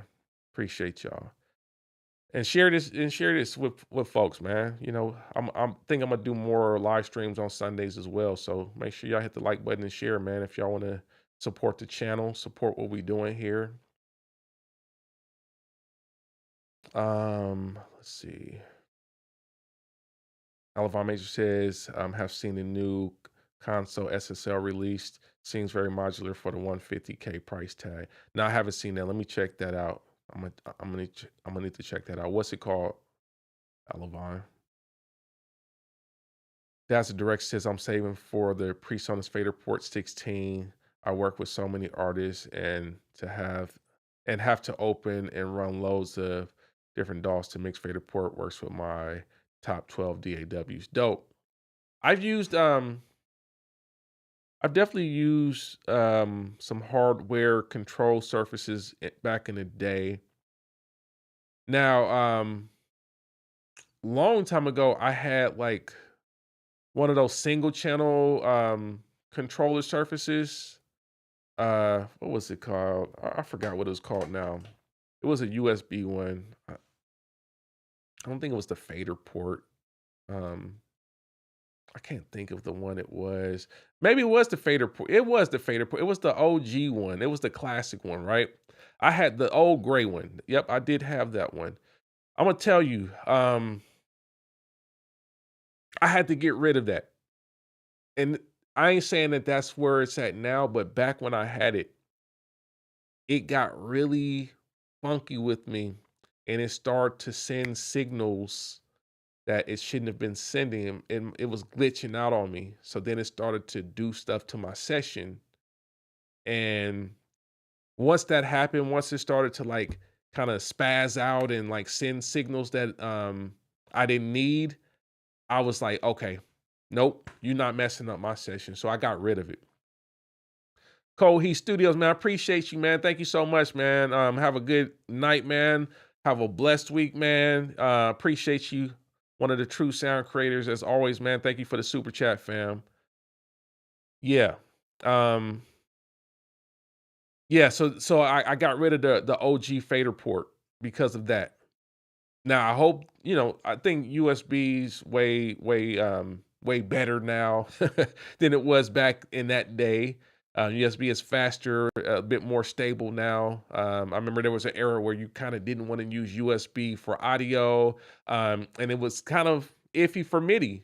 Some of the MIDI interfaces that were USB had variable results. You talk to a lot of old heads that had USB MIDI interfaces that had some timey results and some timey interactions and stability, right? So I think it's better now, but yeah, I've considered like a Mackie Control Universal or something like that.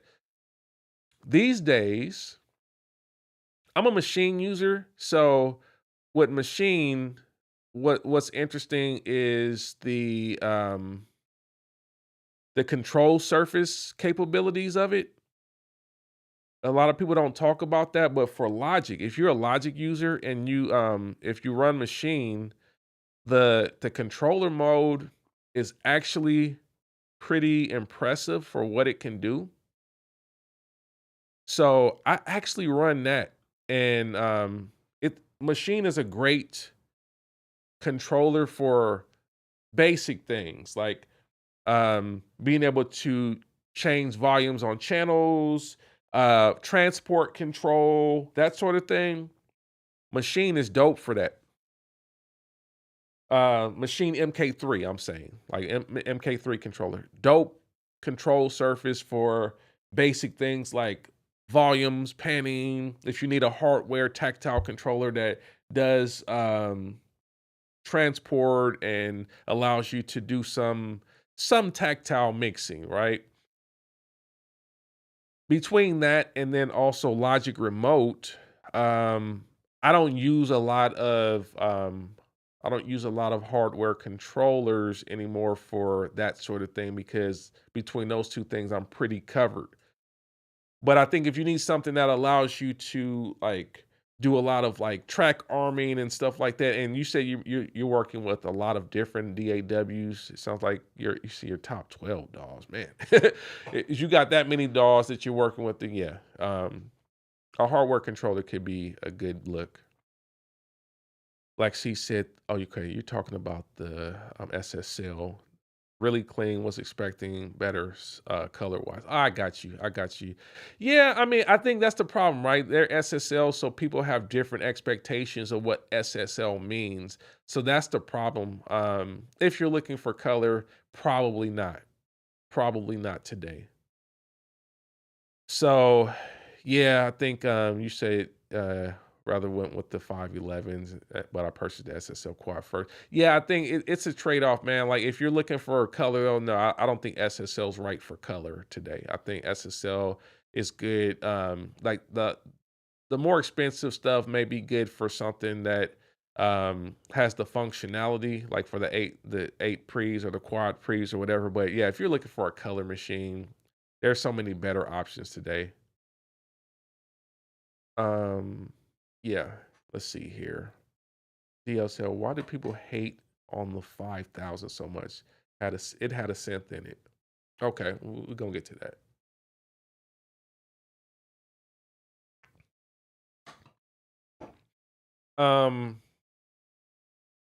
See, I see another question too. We're gonna get to that too. He said the ramen noodles of equipment. The ramen noodles of equipment. Oh boy. um 5000 got a lot of grief because it was buggy when it came out. And some of the major producers, people like Just Blaze and other folks, had problems with it because it was buggy, and they were very vocal about that, about the bugginess of it. That was an era for Akai where I guess they were kind of finding their way, and maybe they lost some of their lead programmers and whatnot, and they released a product that was inferior as far as the workflow and the more so the stability of it. I think they had some good workflow concepts, but the stability was lacking. So it got a bad rap like when it first came out. I think that era of Akai machines also did lack something as far as the color and the sound. I'm not gonna lie and say the 5000 was like super impressive sonically. I think people like the workflow more than the sound of it. The synth inside of it wasn't anything special. I remember playing with it at NAMM and was like, oh, it's cool, but it wasn't anything like, oh my gosh, this is like this synth in here is like it's killed. No, it wasn't that. It's not that. Um, so I think just ultimately people were disappointed with like when you talk about MPC, we talk about MPC has represented stability in MIDI programming for a very long time. it has been one of the most stable things you could use to do MIDI production. Besides maybe something like a lot of people say the Atari 1040 ST was probably one of the most stable things as well as far as MIDI production.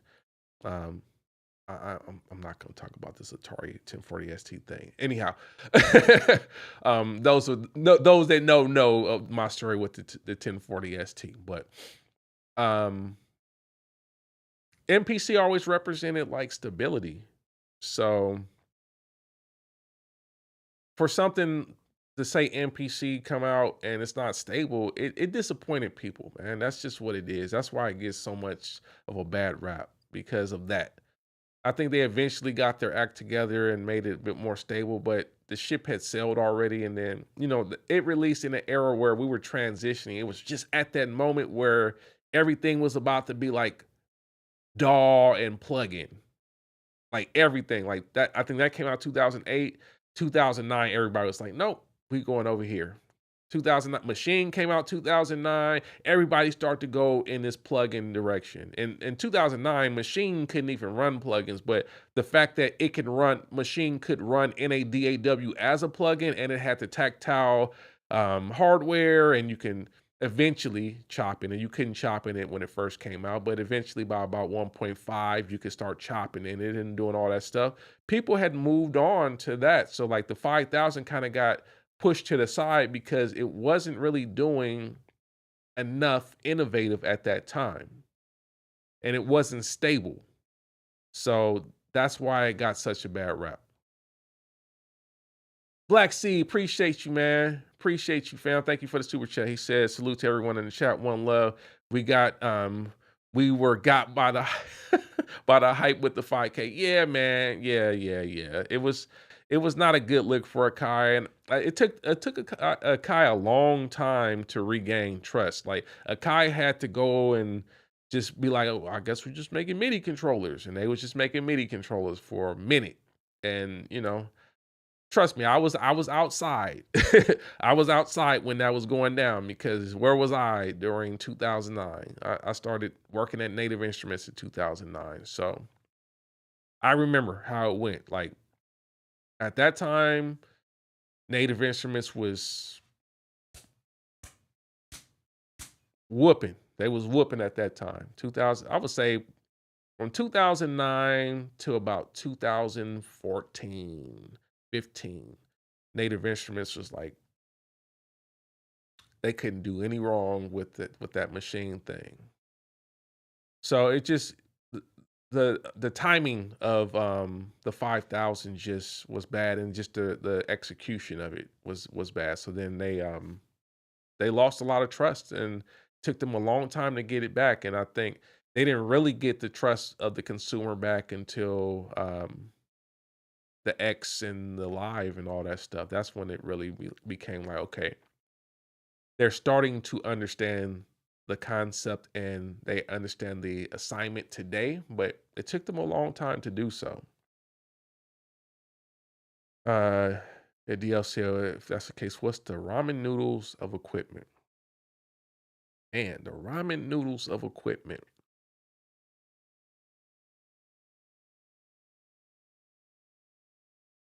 Y'all want me to, I'm okay. I'm gonna say this. And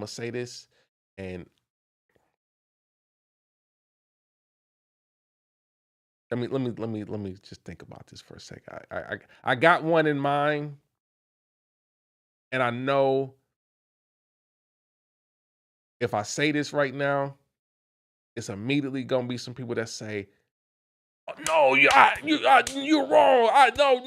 And it's gonna get some dislikes. I'm gonna say it. No, Behringer is definitely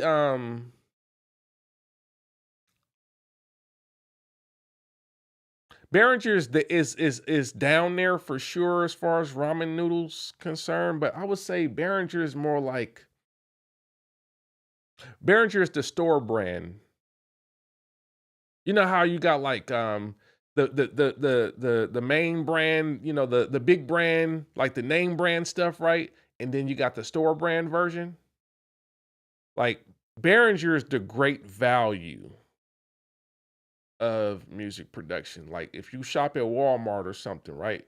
Behringer is the great value brand. I'll say it like that. Behringer is the great value. Ramen noodles. I'm gonna just let me let me armor up right now. I'm armored up now. I'm gonna get hate. The ramen noodles of beat making. SP404.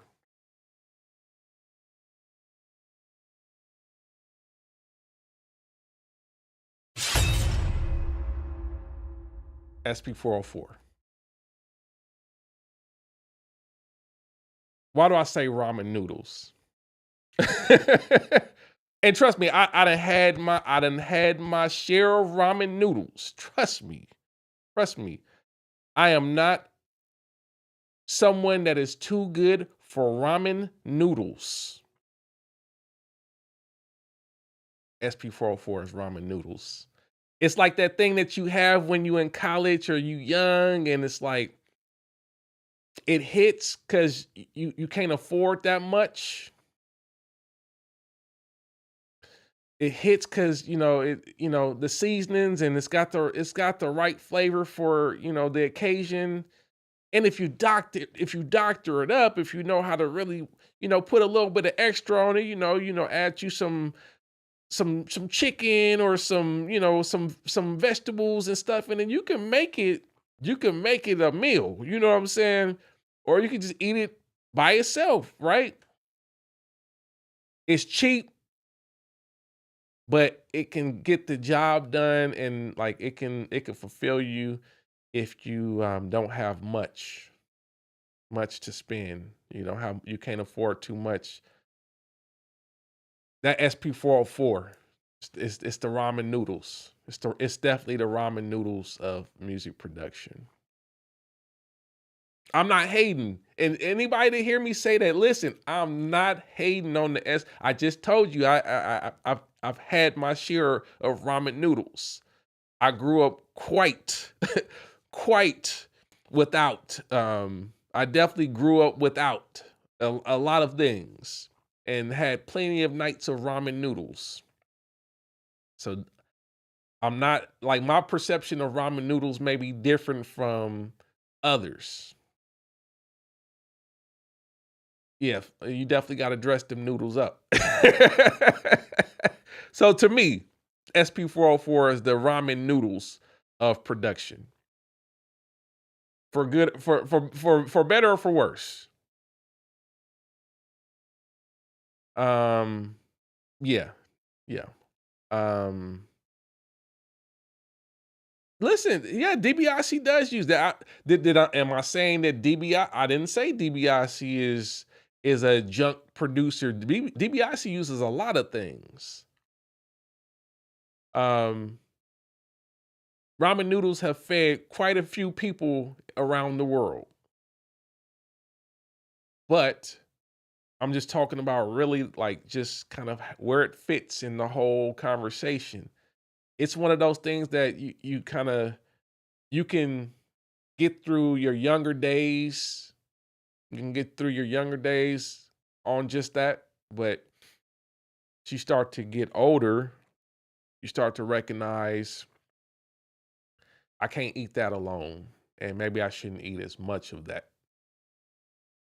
Like she said, am I saying 404 as I told him? um, it can tend to have not as high nutritional value, um, especially if you use the ramen noodles, you use that whole salt packet, you're gonna be in trouble. And you know what the salt packet is from the on the SP1200? I'm not the SP12, the SP404. The salt packet is them stutter effects. That's the salt packet. That's the salt packet. So, the box, that's the noodles, right? The box can do a lot of things and you can dress the noodles up. But that salt packet, if you use too much of that salt packet, it's a wrap. The salt packet is them stutter effects. And the stutter effects in that stutter effect, the compressor and the I think it's the tape or the vinyl effect. That's the salt packet right there. If you use too much of that, it's a wrap. It's a wrap. I promise you it's a wrap. If you use too much of that salt packet, you are done. And a lot of people that get the SP404 want to use the whole salt packet. They want to use the whole little seasoning packet and say, okay, I gotta put the whole packet in. It's like, bruh, you already over the limit. You're already over the limit, sir. Don't eat nothing else for the day. Just drink nothing but water for the rest of the day because it's a wrap. That is the ramen noodles of music production. Yeah, you can hate on that if you want. I'm ready for the smoke with that. But yeah, no, and like I said, no disrespect to anyone that used the 404. People have done some amazing things on the 404. But yeah, that's what it is. Let's see here. Go back up a little bit on this chat. A couple other questions I saw in here. Let's see here.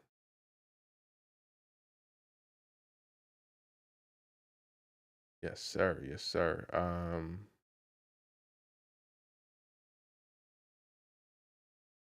Right. Trey H Studio says best analog mixing board for $1,000 or less. None of them.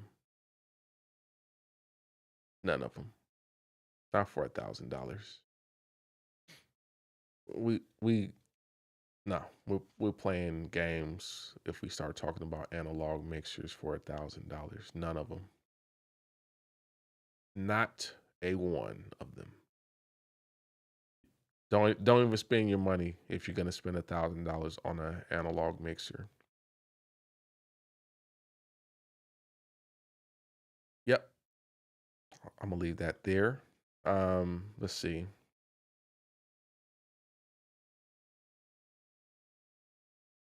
Elevon Major says, I feel like the 5,000 was a step down feature wise from the 4,000. It was. It was lacking the sampler capabilities for sure. It didn't have the same sampler capability. It was.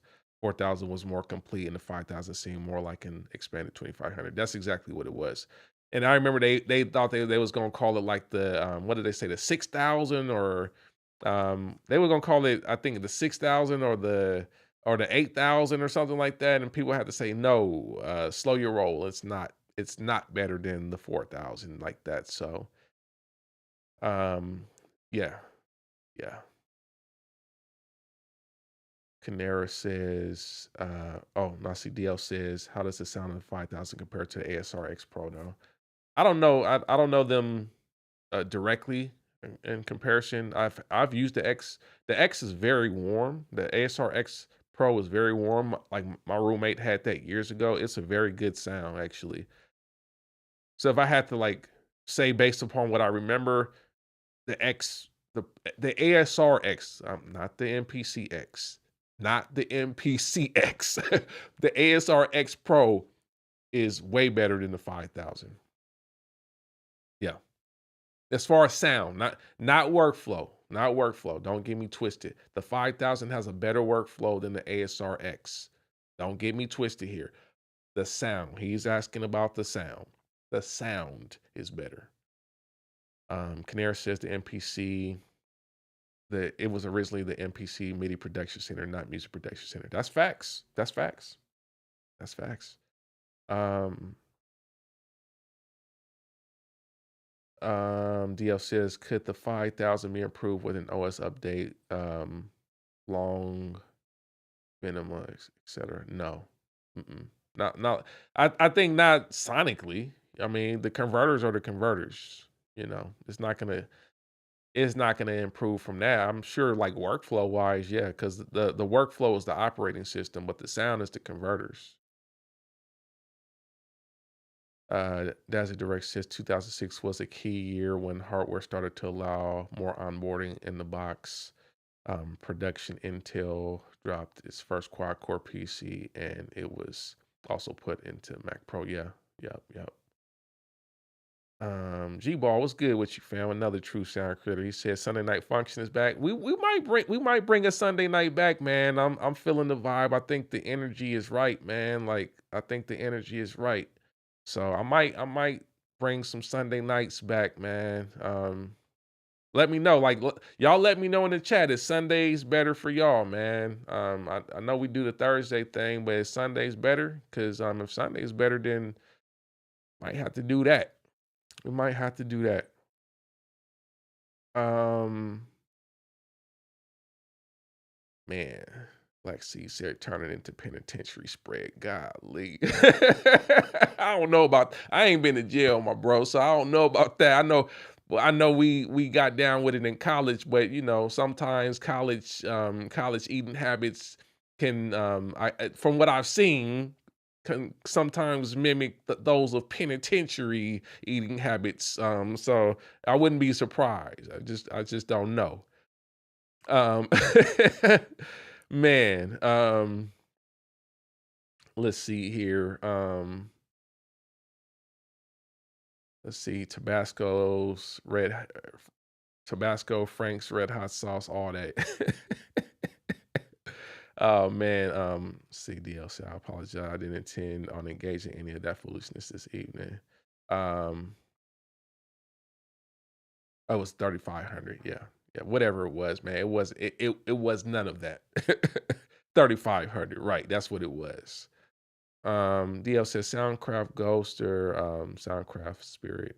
I'm not a huge Soundcraft guy. Like from what I've researched, the Ghost is preferred by a lot of people, but I can't say that I'm a hardcore Soundcraft guy.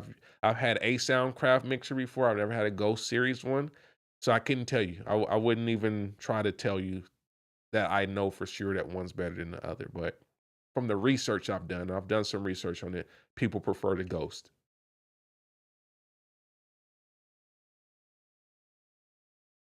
Let's see. Alabama Major said, I may be an outcast, but the MPC 60, 62, 3K sounded best, but not because of the S series samplers inside of them. The sound of them was the cohesive feel or timing performance of the sequencer. I can see that. A lot of people really like the timing of that era of MPCs for sure. And I can agree, like I don't have a lot of hours on the 60. I have more hours on the 3,000. 3,000 definitely has a feel to it. So I can see that. I can see that for sure. I think the only problem that I've seen for some people with the 3,000 and the 60 was the resolution. And it depends on what genre you're producing. But I know people like definitely people that are kind of the R&B ilk tend to had to they had a tendency to double time the sequencer so that they can get a little bit more resolution because it's a little bit too coarse of a sequencer, especially for the type of keyboard playing that would come with like R&B production. So you would see people like a Rodney Jerkins or even Focus, because Focus definitely has an R&B background. Um, Tend to do the double time so that you can um, get more get more sequencer resolution, so you can get a little bit more of a natural feel, because 96 ppqn um, can be a little bit rigid for certain styles of music. I think for hip hop, probably okay in most cases, but if you want something to feel a little bit more fluid in terms of playing, it tends to be not as good. Oh shoot. What's going on, Keith Clizark? What's going on with you, my bro? Keith Clizark, man. Oh man, legend. First of all, sir, appreciate you as a music producer that has produced on some of my favorite records. Um, I definitely appreciate you for hanging out with me, man. Appreciate you. Much respect. Um, much respect, fam. Y'all don't know Keith Clark, man. Keith Clizart produced for the East Siders on one of my favorite albums. Um, so much respect, much respect. Um, game is to be game is to be sold, not to be told. Yes, sir. Last meal, paid the cost to be the boss. Lots of my favorite records from that Snoop camp, man. So salute, salute. Appreciate you, man. Appreciate you. Um, let's see here. G Ball, yeah, G Ball said my K2500 RS sounded real nice. Well, shout out to shout out to Ray Kurzweil. If y'all saw my AI stream, I guess last week, we had some interesting conversations about Ray Kurzweil. But shout out to Ray Kurzweil for his contribution to music production. Um, yes, sir. Yes, sir. Um, yeah. Let's see what else we got in here.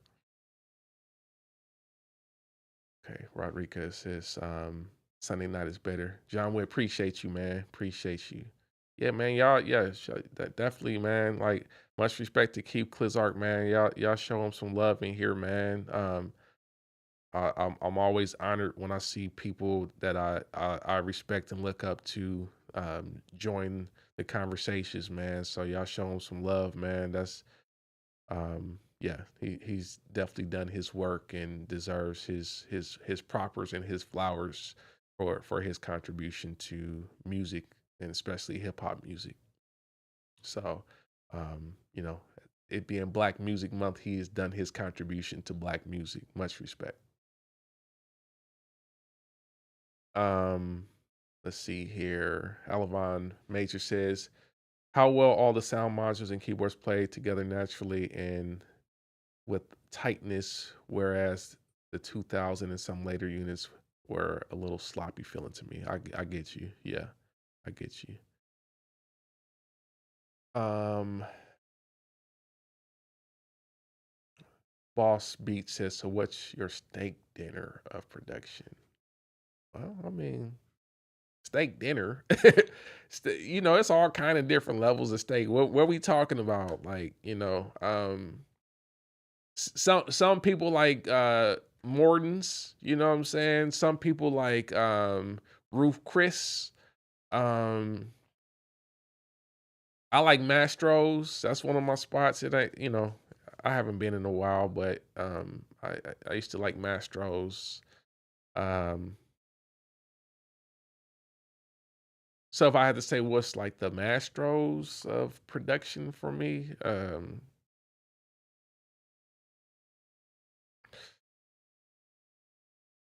we talking, yeah, it's hard for me to say like a drum machine is Mastro's for me. Sampler. Mm, I'm kind of like,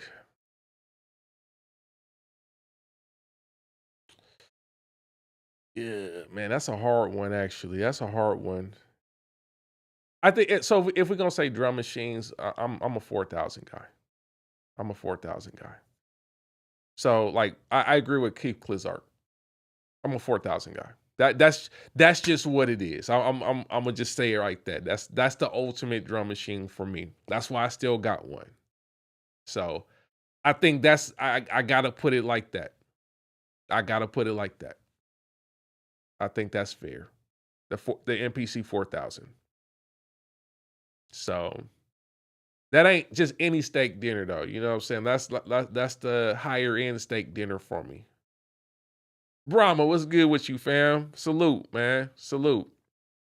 Much respect to Brahma, man. Putting out those banger synths. Definitely representing the West Coast, man. Salute to you, man. I appreciate you. Appreciate you for joining. Um, yeah, the 4000 MPC 4000. That's for me. Um, but I think everybody like a different level of different places for the steak or whatever. So that's mine. Let's see here. Getting through this list of stuff here. G-Wall says, what about the Yamaha digital mixers, the 01V, the 01V96, 01V96i? I'm not a huge digital mixer guy. I think if you need one for the functionality, it's cool, but I'm not a big fan of digital mixers ultimately, man. So couldn't tell you like I like this one or that one. Like I'm not, my digital mixer is the UAD console, and I'm using the Apollo Quad right now. We'll be upgrading. We just talked about the UFX3 from RME. So then my digital mixer will be Total Mix at that point. Um,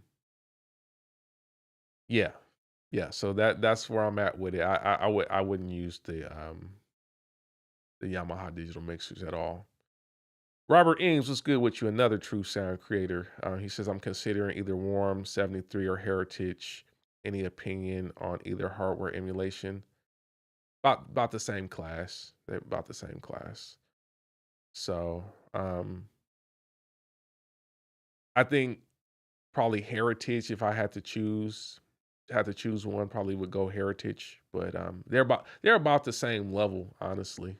They're about the same level.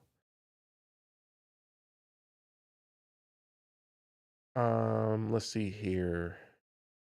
DL says, so he made a keyboard, then conceived the next idea that Elon would use to put out. Yeah. Ray Kurzweil is an interesting combination of things. John Witt said the singularity. Yeah. Very interesting person there that has a lot of interesting thoughts. And I think a lot of intellectuals that just work in tech tend to have a lot of different thoughts and motivations. So sometimes people have a lot of things in their mind and they just gotta pursue them and do them. And then sometimes it turns into technologies that other people use in ways that they never intended. Um, that's what happened with the MPC, right? You know, um, Roger Lynn had some concepts and he put them together, but he wasn't a hip hop guy. So it just turned out that it was the right combination of things that someone in the hip hop domain could exploit and turn into hip hop music. He had a different concept, being just a brainiac, a thinker, someone that wanted to have a certain workflow, and then musicians and other people, other creatives interacted with that and found different ways to use it that he never dreamed of. So that's how it works a lot of the time.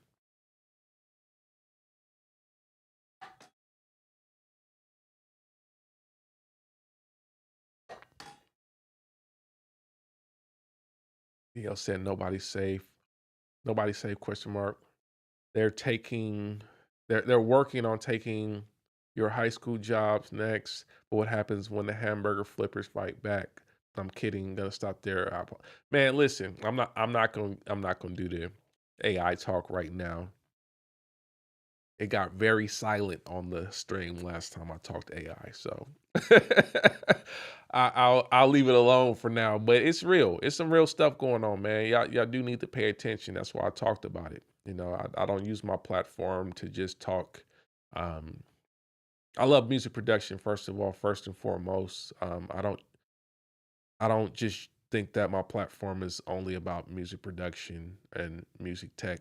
Um, Me having a background in computer engineering, I think it's fair for me to talk about what I do understand just based on what I've studied and whatnot. And I do know that there's some things coming that are going to drastically change just the landscape. So I provide the information so that we're prepared, and also so we can have the discussions early enough so we can have some game plans. So that if you ain't watched my last video that I did, that the survival guide, AI music survival guide, watch that, because I think a lot of people are getting it twisted what I'm saying. Like, I'm not saying AI won and we're done. I think we need to understand what the new era is and like how we need to address things, because there's going to be a flood.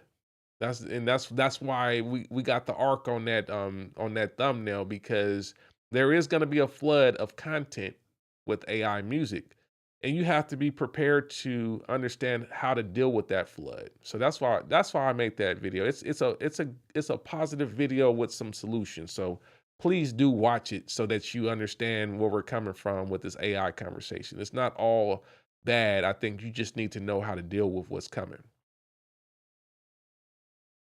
Um, let's see here, man.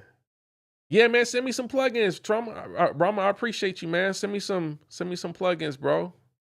Would love to check out the new stuff, man. You should still have my number. My number hasn't changed, man. So hit me. Um, let's see here.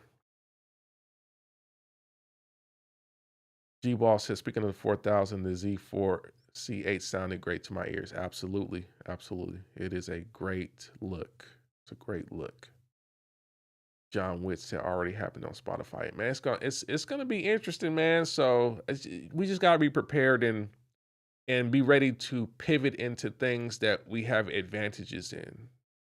AI is not the end of music. AI just means it gets noisier out here, and I believe with anything, there's always like a resistance movement. There's like like with art, there's always resistance movements. I think we had this era of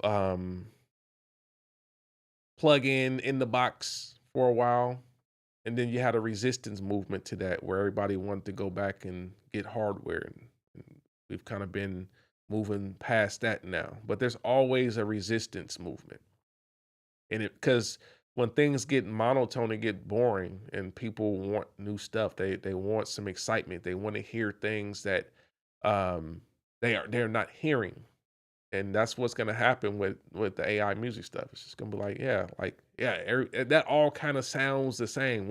Give me some real. You know what I mean? That's where we're gonna go. So that's why I made that video, because that's what we're talking about. It's like, how are you gonna deal with that? Because that's gonna come. That's gonna come.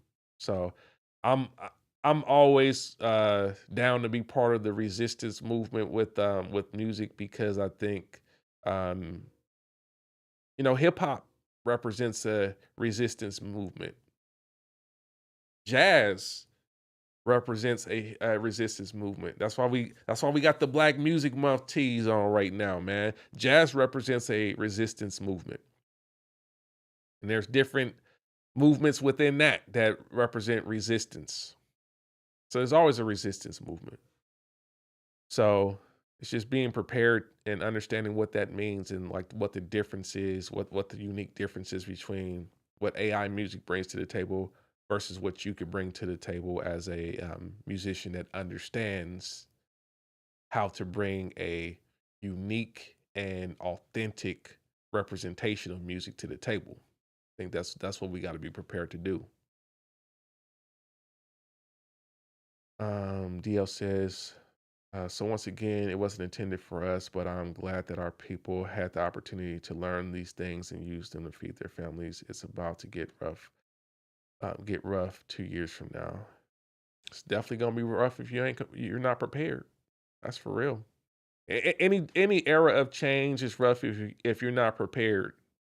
If you're not aware. That's why try to bring some awareness to the conversation. It's gonna be rough if it catch you off guard. Yeah, it's like, I didn't even know this was coming. Like, oh my gosh, like, oh, everything is messed up now. And then because that's an example of not being prepared. But if you like, okay, nah, we know this was coming. We saw that. We saw them making that move right there. I started to move my stuff over here. I started to do this. I started to bring myself to a place where I was showing up on this side now. So all of a sudden, it's like, yeah, I knew this was coming. So I had already been stacking my stuff together, preparing, getting my affairs in order, and now I'm ready. I'm ready for that.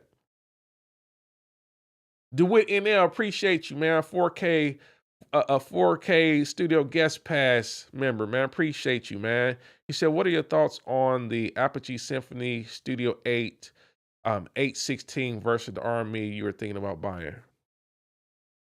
Um, Ultimately, the RME package is much more complete. That's why I would go with the RME. Converter wise, they're in the same domain. They are absolutely in the same domain. It's just I would say that yeah, it would be smarter for me ultimately to just deal with the RME just in terms of the completeness of the package. I don't have to buy as many components to get what I need out of it. But I don't think you can go wrong with either one. It just depends on like what you already have in your studio and how you're trying to run it, right? But I think both RME and Apogee are going to give you very great converters. It's just that the completeness of the package for the RME is more aligned with how I want to set up my studio. So it's just going to be easier for me to like plug that into my setup as opposed to the Apogee. Just the IO, the IO, the preamps, yeah, the built-in IO, I should say, right? Because you got 12 analog to start with, plus the additional ADAT in and out. So it's just way better setup. Yes, sir. Keith Klizark said, yes, sir. Yes, sir. So yeah, that's why I'm going in that direction. Let's see here. Rama says, "You're right, bro. Resistance movements for real. People are going to appreciate organic music more than ever before." Absolutely, man. That's what I'm anticipating. So we just gotta be in position, be prepared to like really show up. That's the reality of it. If you're prepared to show up with some organic human music, you will be able to find an audience because you will be a part of the resistance movement. Everything else is going to be a lot of, AI noise because it's going to be easy to make. But you got to be understanding what that means, right? That's the problem. It's not just because you made it as a human, but understand that there's going to be some things that you may have to move into artistically and creatively to accentuate the human element. Right now, we're kind of like still in this hybrid domain, like a lot of heavy quantized stuff still happening, a lot of auto tune, a lot of other things that at some point you're gonna have to make some decisions about that because that will not be aligned with what I believe. And I'm just extrapolating. I don't really know to be honest exactly what that's going to be, what that next sound is really going to be. But I'm anticipating that it's not going to be dependent on a lot of this computer assisted and corrected stuff because that will be more aligned with the AI music. So I think you're going to have to make some decisions around what allows the human element in your music to be heard. So that's what we talked about in that last video as well. Is what are the things that help you to allow that human element to be heard and to be felt by the listener? That's important. That's the directions I think this where me as a late Gen X can now see why human matters, and we shall add accidentals more on purpose. The whole point of jazz is the music starts at the end of the page. Jazz is human. Absolutely. Absolutely. Jazz is human. Yep. Yep. Um G-Ball says, with Total Mix, will you miss the UAD Apollo console effects? I never had a UAD, so I enjoy Total Mix. I don't even use the UAD effects anymore. That was an era for me. There was an era where I was using that stuff. So as I mentioned previously, um, I bought my UAD over 10 years ago now. I think I bought it like 2012. Yeah, I think either 2012, 2013. When I bought it, I thought I was going to use the Apollo Quad more and the effects more for mixing. But as I started to realize in a practical application, the Apollo Quad is not enough processing power to actually run across an entire mix in real time. So I quickly abandoned that concept because it just wasn't enough power in the end. It's good for tracking if you want to dial in a sound based upon the effects while you track, so you can print that to the recording. But the reality is, once I started to understand what the whole business around Apollo was and all that, and it just seemed like sell specials all the time, sell special, sell special. This get this plugin, sell, sell, sell. It was just like, man, well, if I'm gonna invest all this kind of money, yeah, I think we're gonna just go get hardware then, because I won't be able to sell these plugins if once I get rid of this, I'm done, right? I won't be able to use this anyhow. So I didn't keep investing in plugins. I got a few, and then I said, oh no, I see what's going on here. So I stopped. And I stopped using it. And the way computers are today, you can run everything natively, and you just don't need it anymore. It's just it ain't where it used to be, where you needed that additional processing power. Like, I don't need that, so I'm not gonna miss it. Total Mix is very flexible. It's more flexible as far as the routing capabilities than the console app. So I'm good. I don't need it. DL said, thank you for taking the time to answer my questions. I hope that I was able to add to the conversation. Thank you for your patience. Thank you for your patience, chat. Have a good night. Appreciate you, man. Appreciate you, man. Um, yeah, John Witt said UAD starting to go native with a lot of their plugins now. Exactly. We're just in that era now. You don't need the shark cards and the DSP and all that stuff. You just don't. It's just computing is not where it was in 2006, 2007, 8. It just Apple really changed the game with the silicon. Like, that's just what it is. It's a game changer. You don't need that additional processor to do what you need to do today. So, um, yeah, man. Listen, we about 2 hours, 24 minutes into the stream. Sunday night is a vibe, man.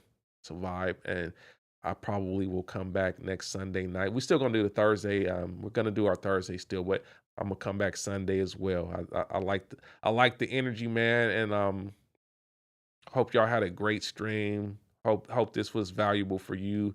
If it was, hit the like button. Appreciate y'all showing up. Um, Make sure that y'all don't forget, this is the last day for the Black Music, or tomorrow's the last day for the Black Music Month collection sale. So make sure y'all head over to altruist.com. Check out the Black Music Month merch. We got the t-shirts representing for Black Music Month, and we got the travel mugs for Black Music Month. You see, I was wearing the Coltrane, Ahmad Jamal, Herbie Hancock, Thelonious Monk, Sun Ra one. But we got some dope ones out here, man, and I appreciate y'all for hanging out. Go over there, check out the Black Music Month collection at ultrawest.com, man. Um, Appreciate y'all as always. We're gonna continue to do this, man. Like I said, we gonna have another stream on Thursday at 4 p.m. Central Time, and then I might come back on Sunday to do another one of these, man. So I appreciate y'all as always. Y'all stay good out there. Y'all have a blessed week, man. And until next time.